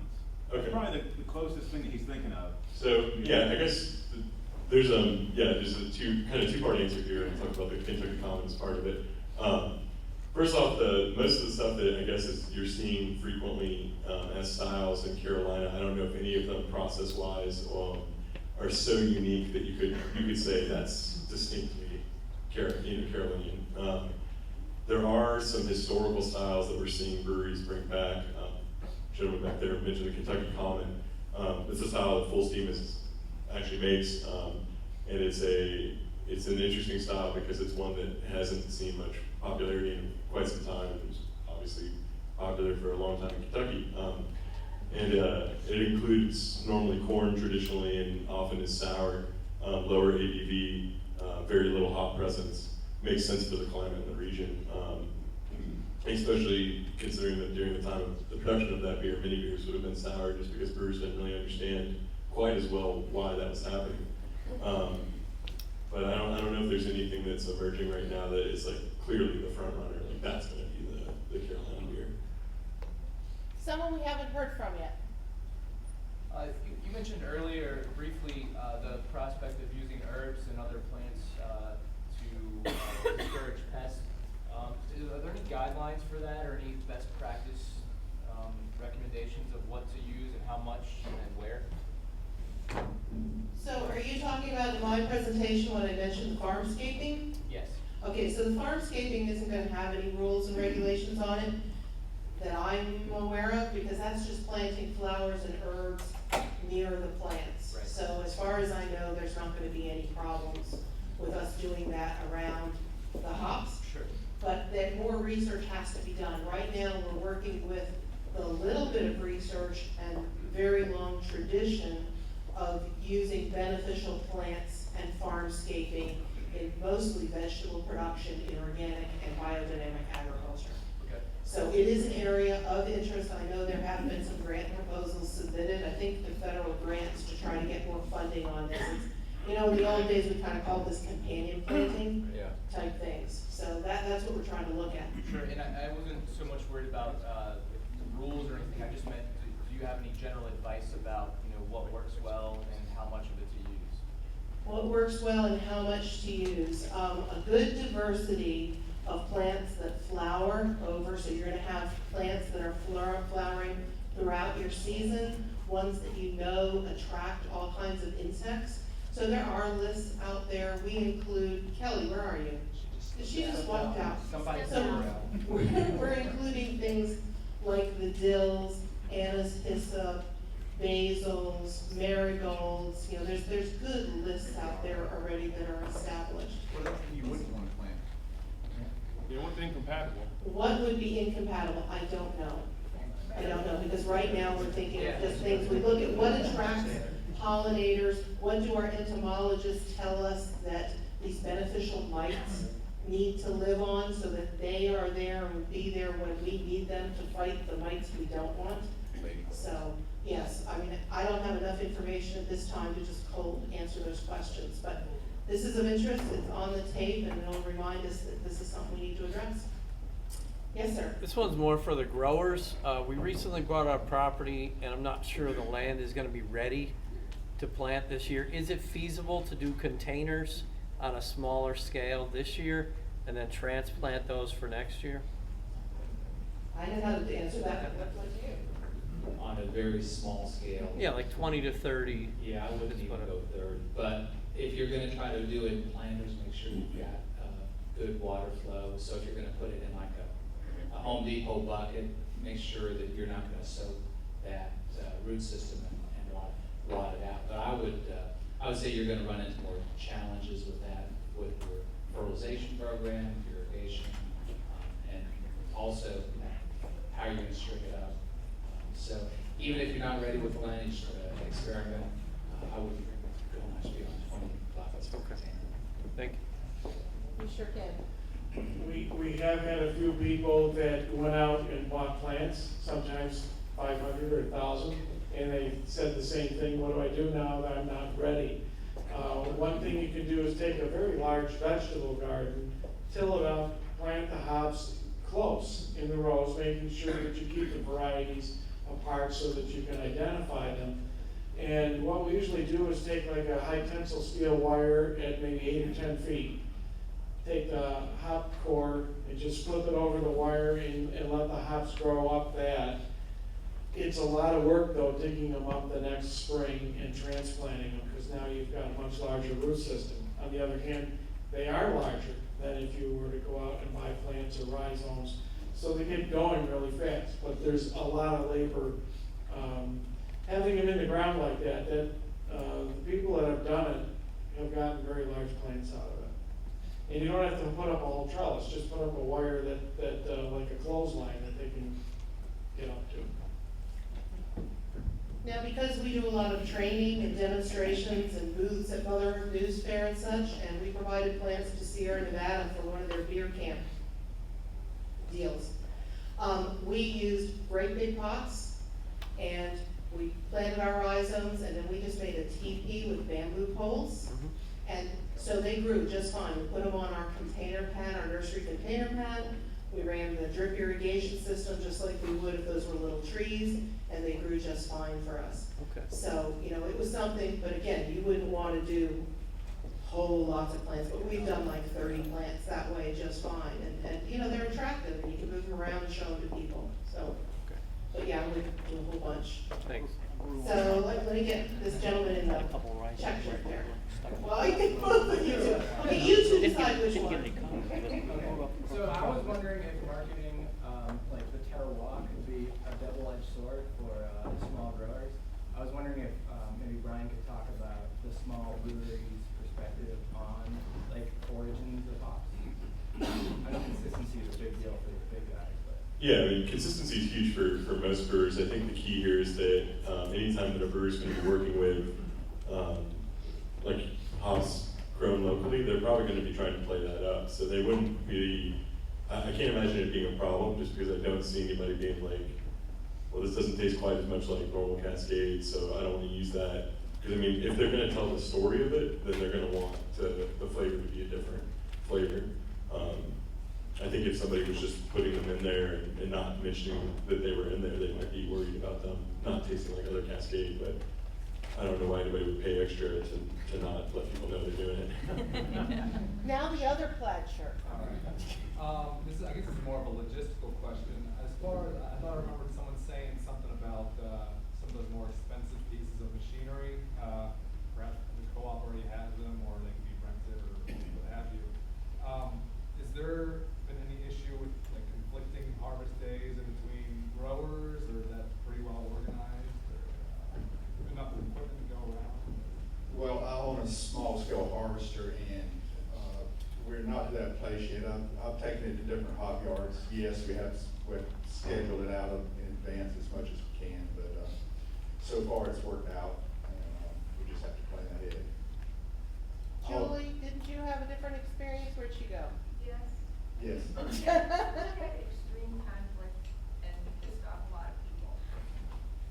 Even though we've grown hops long enough now to be pretty good at knowing when our harvest is due, but when you're working with new growers who may not have realistic expectations, it's a problem. And last year in particular, our harvest seemed to, everybody came at the same time, which isn't really normal in the mountains. Okay, so Julie was saying she had difficulty with her stationary machine because everybody arrived at the same time for the harvest, the same week, right? Yeah. Okay. I have a hat to give away. People put their business cards in. Devon, will you pull a business card out of that? Home turf. Andrew. Clear.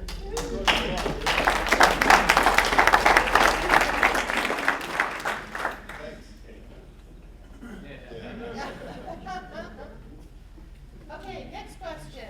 Have you had a question yet? All right, your turn. How many can I have? Well, we're doling them out. Okay, so you had mentioned earlier, I think, talking about how people are trying to trim their plants off in the springtime and coming back until it's time to start really growing them. cutting back? Yeah, and then also, what is the difference in price per pound that I can get for, dry hops versus pelletized hops when I sell them? Okay, so I'm gonna let someone else talk about the price difference, but yeah, 2 for 1 here. But you had a question about that cutting back? Yeah. So when we all first started with the hops, we were pretty naive if we had read the literature a little closer. This is, you know how when you're just learning something, you read the manual, and then you read it again, and you pick up all the stuff that you didn't pick up the first time? It's kind of what happened to us with hops. We were told about this cutting back business, because when your hops first come out of the ground, and you're a new grower, you're really excited, and you start tying up those first shoots that come out of the ground. And if you read all the manuals that are already out there, they tell you don't do that. And so particularly here where we're dealing with this day length issue, not letting those really early shoots, because we've got shoots coming out of the ground that, some of them often start in February. Cutting those back, we haven't done the studies, but it looks like probably 2nd to 3rd week in April is what we should be cutting them back before we're starting to let them grow. And the price per pound, I'll let someone else address, but Steve, how do you want to do the cutting back? I grow all cascades, so scheduling is pretty easy. But my strategy is with cutting back is I'm trying to get my cascade to burr on June 21st, the longest day of the year, at least the maximum flower that week. So I've learned that if I string my cascades first week or second week of May, typically they will burr out just about that time. So you're cutting them back till what date? I'm cutting them back usually mid-April to string in early May. When's your last frost? That's unpredictable, usually mid-May. Okay, price per pound. I guess because I brought it up in my presentation. Most folks are selling wet hops in Virginia around $15 a pound. And I think as more growers come into the market, that's gonna go down. It's a supply and demand issue. I've heard North Carolina $17 a pound, and again, I think it's a supply and demand is gonna come down. Dry hops, there are very few people that are actually actively selling dried hops, and it depends if you're selling in large quantities to a brewery or if you're trying to package them and sell on a retail basis. So I'm gonna focus on, because we're hopefully all trying to sell to a brewery. Right now, they can do a contract through a national supplier and probably get from $8 to $12 a pound for dried pelletized hops. If they have a contract that's going out 3 years or 4 years, and they're buying thousands of pounds. So we're not gonna be able to compete on price per pound. We don't really know what the perfect price point is for dried pelletized hops. We're hoping that it's gonna be somewhere between $20 and $30 a pound, and that's a wide range. So as we start providing pelletized hops in 11 and 22 and 44 pound quantities, if I have a brewery in Virginia that says, I'm gonna buy everything that you can produce and dry and put in a sealed container for me that's properly packaged, he's probably gonna get a better deal than someone who says, I'll buy 50 pounds. So part of it's the relationship with the brewer, part of it's the expectation of how much they're buying, and what that sensitivity is to the price point. So I think it's gonna settle out somewhere between $20 and $30 a pound, probably closer to 20. Julie, is this about this topic? We charge $1, or we sell our pelletized hops for $1 more a pound than we sell the whole hops. And if that's because of the relationship and everything Devin was talking about, we just want to make a little bit back for our pelletizer. But, it's not that different. So what's a brewer willing to pay? So I think that's an interesting perspective. So it's just some I was just going to say, yeah, we're actually publishing a lot of data on fair market value based on the stuff that's happening through the exchange. So if you check out our blog, there's a lot of information about that on there. If you haven't had a chance to read the stuff on their blog, it's good. It's really informative as to what's going on as trends in the hop industry as a side note. Yeah, Lublin Exchange is the name of the website. I would say in general, brewers are going to want to pay less for a dry whole cone than a dry pellet. That's just because that's normally how it goes. It costs more for y'all to process. So normally the price difference isn't huge, but a lot of times if I'm buying from a larger hop supplier, I'm going to get cheaper per pound at whole cone than I would on pellet. Keep in mind, as a brewer, I'm probably going to have to use more whole cone to get the same results from the pellet. So it means that I'm paying less money, but I might have to buy more hops. So it becomes tricky as to what's actually cheaper for me.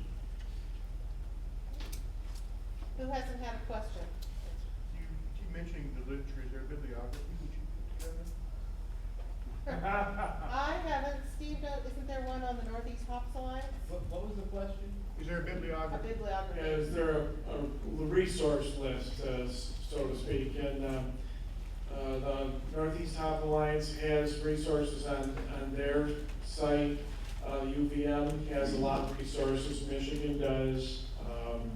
One thing I didn't mention earlier is that we have had 4 conferences like this in New York, and they're all filmed as well, with a lot of talks from speakers from around the world and also from brewers.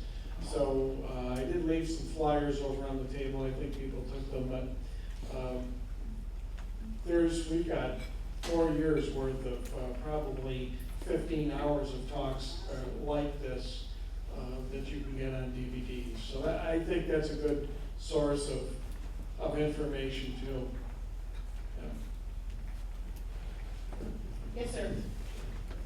This is something Brian may want to comment on further, but you certainly asked the question about what's trending and, what would a Carolina beer be. I think most folks are aware that when North Carolina raised the legal limit on alcohol in beer, what you saw was an explosion of high gravity, high alcohol beers available. And why this is relevant to hop growers is one of the things I think we're seeing emerging now is the growth of so-called session beers. And these are beers that are relatively low alcohol in contrast with these imperial IPAs and some of these other things. But the taste still trends more toward, more aromatic hops, more hop flavor, even though the alcohol content is down. The importance, the distinction between those two is that with these high gravity beers, hop utilization is less efficient in the brewing process, which means you need more hops in order to get the same discernible hop flavor. So as these session beers come in, there's still going to be a high demand for hops, but they may not be using quite as much. Yeah, and he's speaking kind of to the trend that we're seeing in the brewing industry of moving toward what are often called session beers. Some brewers don't like that term per se, but ultimately we're talking about beers that are lower ABV, lower alcohol content. But the key here is that most session beers, that distinguishes them from what may have just been like lighter style beers in the past, is that they do tend to maintain an intensity of flavor. So the idea is that you produce something with lower ABV that's still got a really intense flavor. So session IPAs, for example, are very popular right now. It's kind of a weird hybrid of being a lower ABV, lighter, drier beer with the intensity you might expect from an IPA. What's interesting is what he was kind of pointing out, which is just utilization of your hops is better when you're not competing with all these sugars in the kettle. So having the lower alcohol means you can use a little bit less hops and get more intensity. As far as what that means for Carolina, as the hop market, I think it's hard to see how it will go until we can see how this industry, how you guys as growers are able to impact it, because right now it would be hard for me to see a Carolina style being uniquely Carolinian that's really hoppy, because it's hard to get Carolina hops right now. So hopefully we can change that. All the Old Dominion Hops Co-op members, before you dash out of the room, let's get together at the end of the room for a group picture, please. So, okay, what do you think? 2 more questions? We're gonna do 2 more questions. So I'm gonna take one from each side of the room. All right, have you had a question yet? Not a long time. I'm just interested in just supply barley and stuff, can we grow barley in North Carolina to do for beer? Can we grow barley in North Carolina? Yes, we can. We've got some issues going on. Who wants to address the barley? Does somebody else know? I was talking to somebody yesterday, and it was like a 2-row barley and a 6-row barley or something. There it is. And a lot of the brewers want 2-row. We do prefer 2-row. I prefer 2-row. That's another matter of brewer debate. But So the research is going on in Virginia and North Carolina. We've got breeders in both states working on it. They actually are growing some of the barley in these trials on the research station where I am located at, in the mountains. And so we've got Riverhead Bend Malt House in our area. We're just not getting the yields up in the mountains on 2-row they would like. I think they're doing better here in the more Piedmont area. So, I mean, we can grow barley, I just think we need to work some things out with it. Has anyone heard much otherwise? Turkeys love the barley. Turkeys love barley. So, yes, and Julie did do an estate beer where she grew her own barley and her own hops. So, you know, we can do it, we just gotta get it better on the 2-row, because I'm not an agronomist working with those crops, but for some reason, the 2-row is harder to grow here than the 6-row. I'll add to that. I'll put my MBA hat on for a second.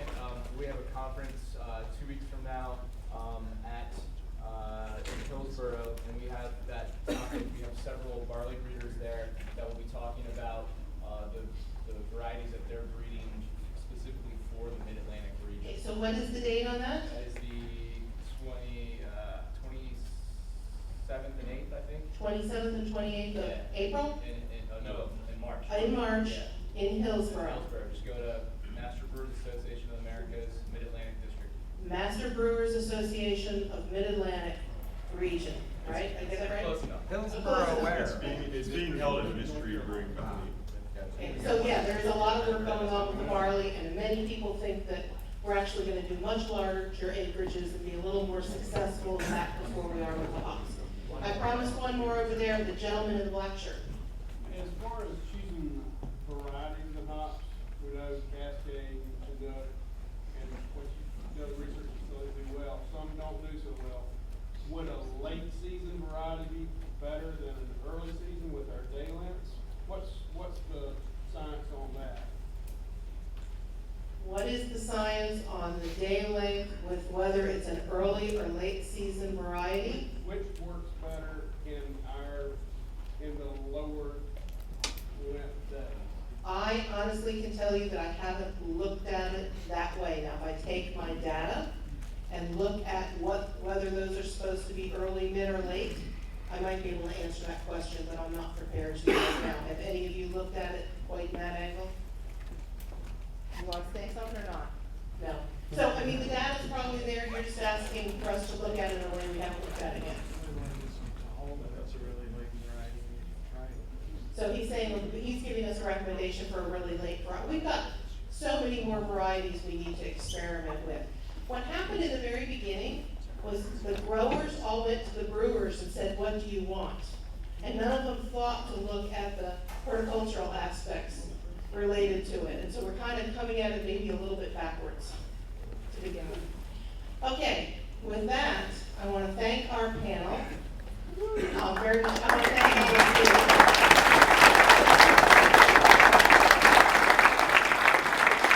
I want to thank again Mary Jack and all of her volunteers. You all have made this so wonderful.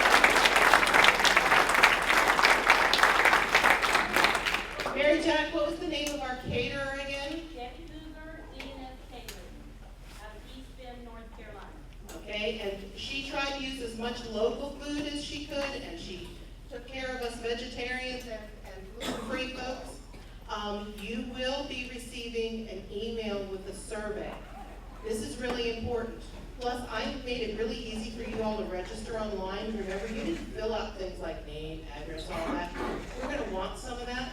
Particularly, we're going to want to know what county and state you're in, so we can start doing more work and have that on a map. Okay, that's going to be real important.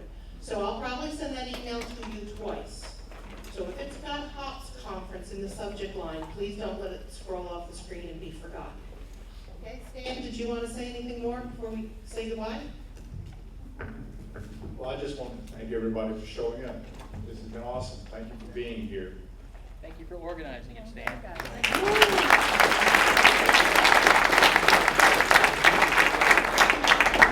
I'm so glad you gave us some nicer weather than you.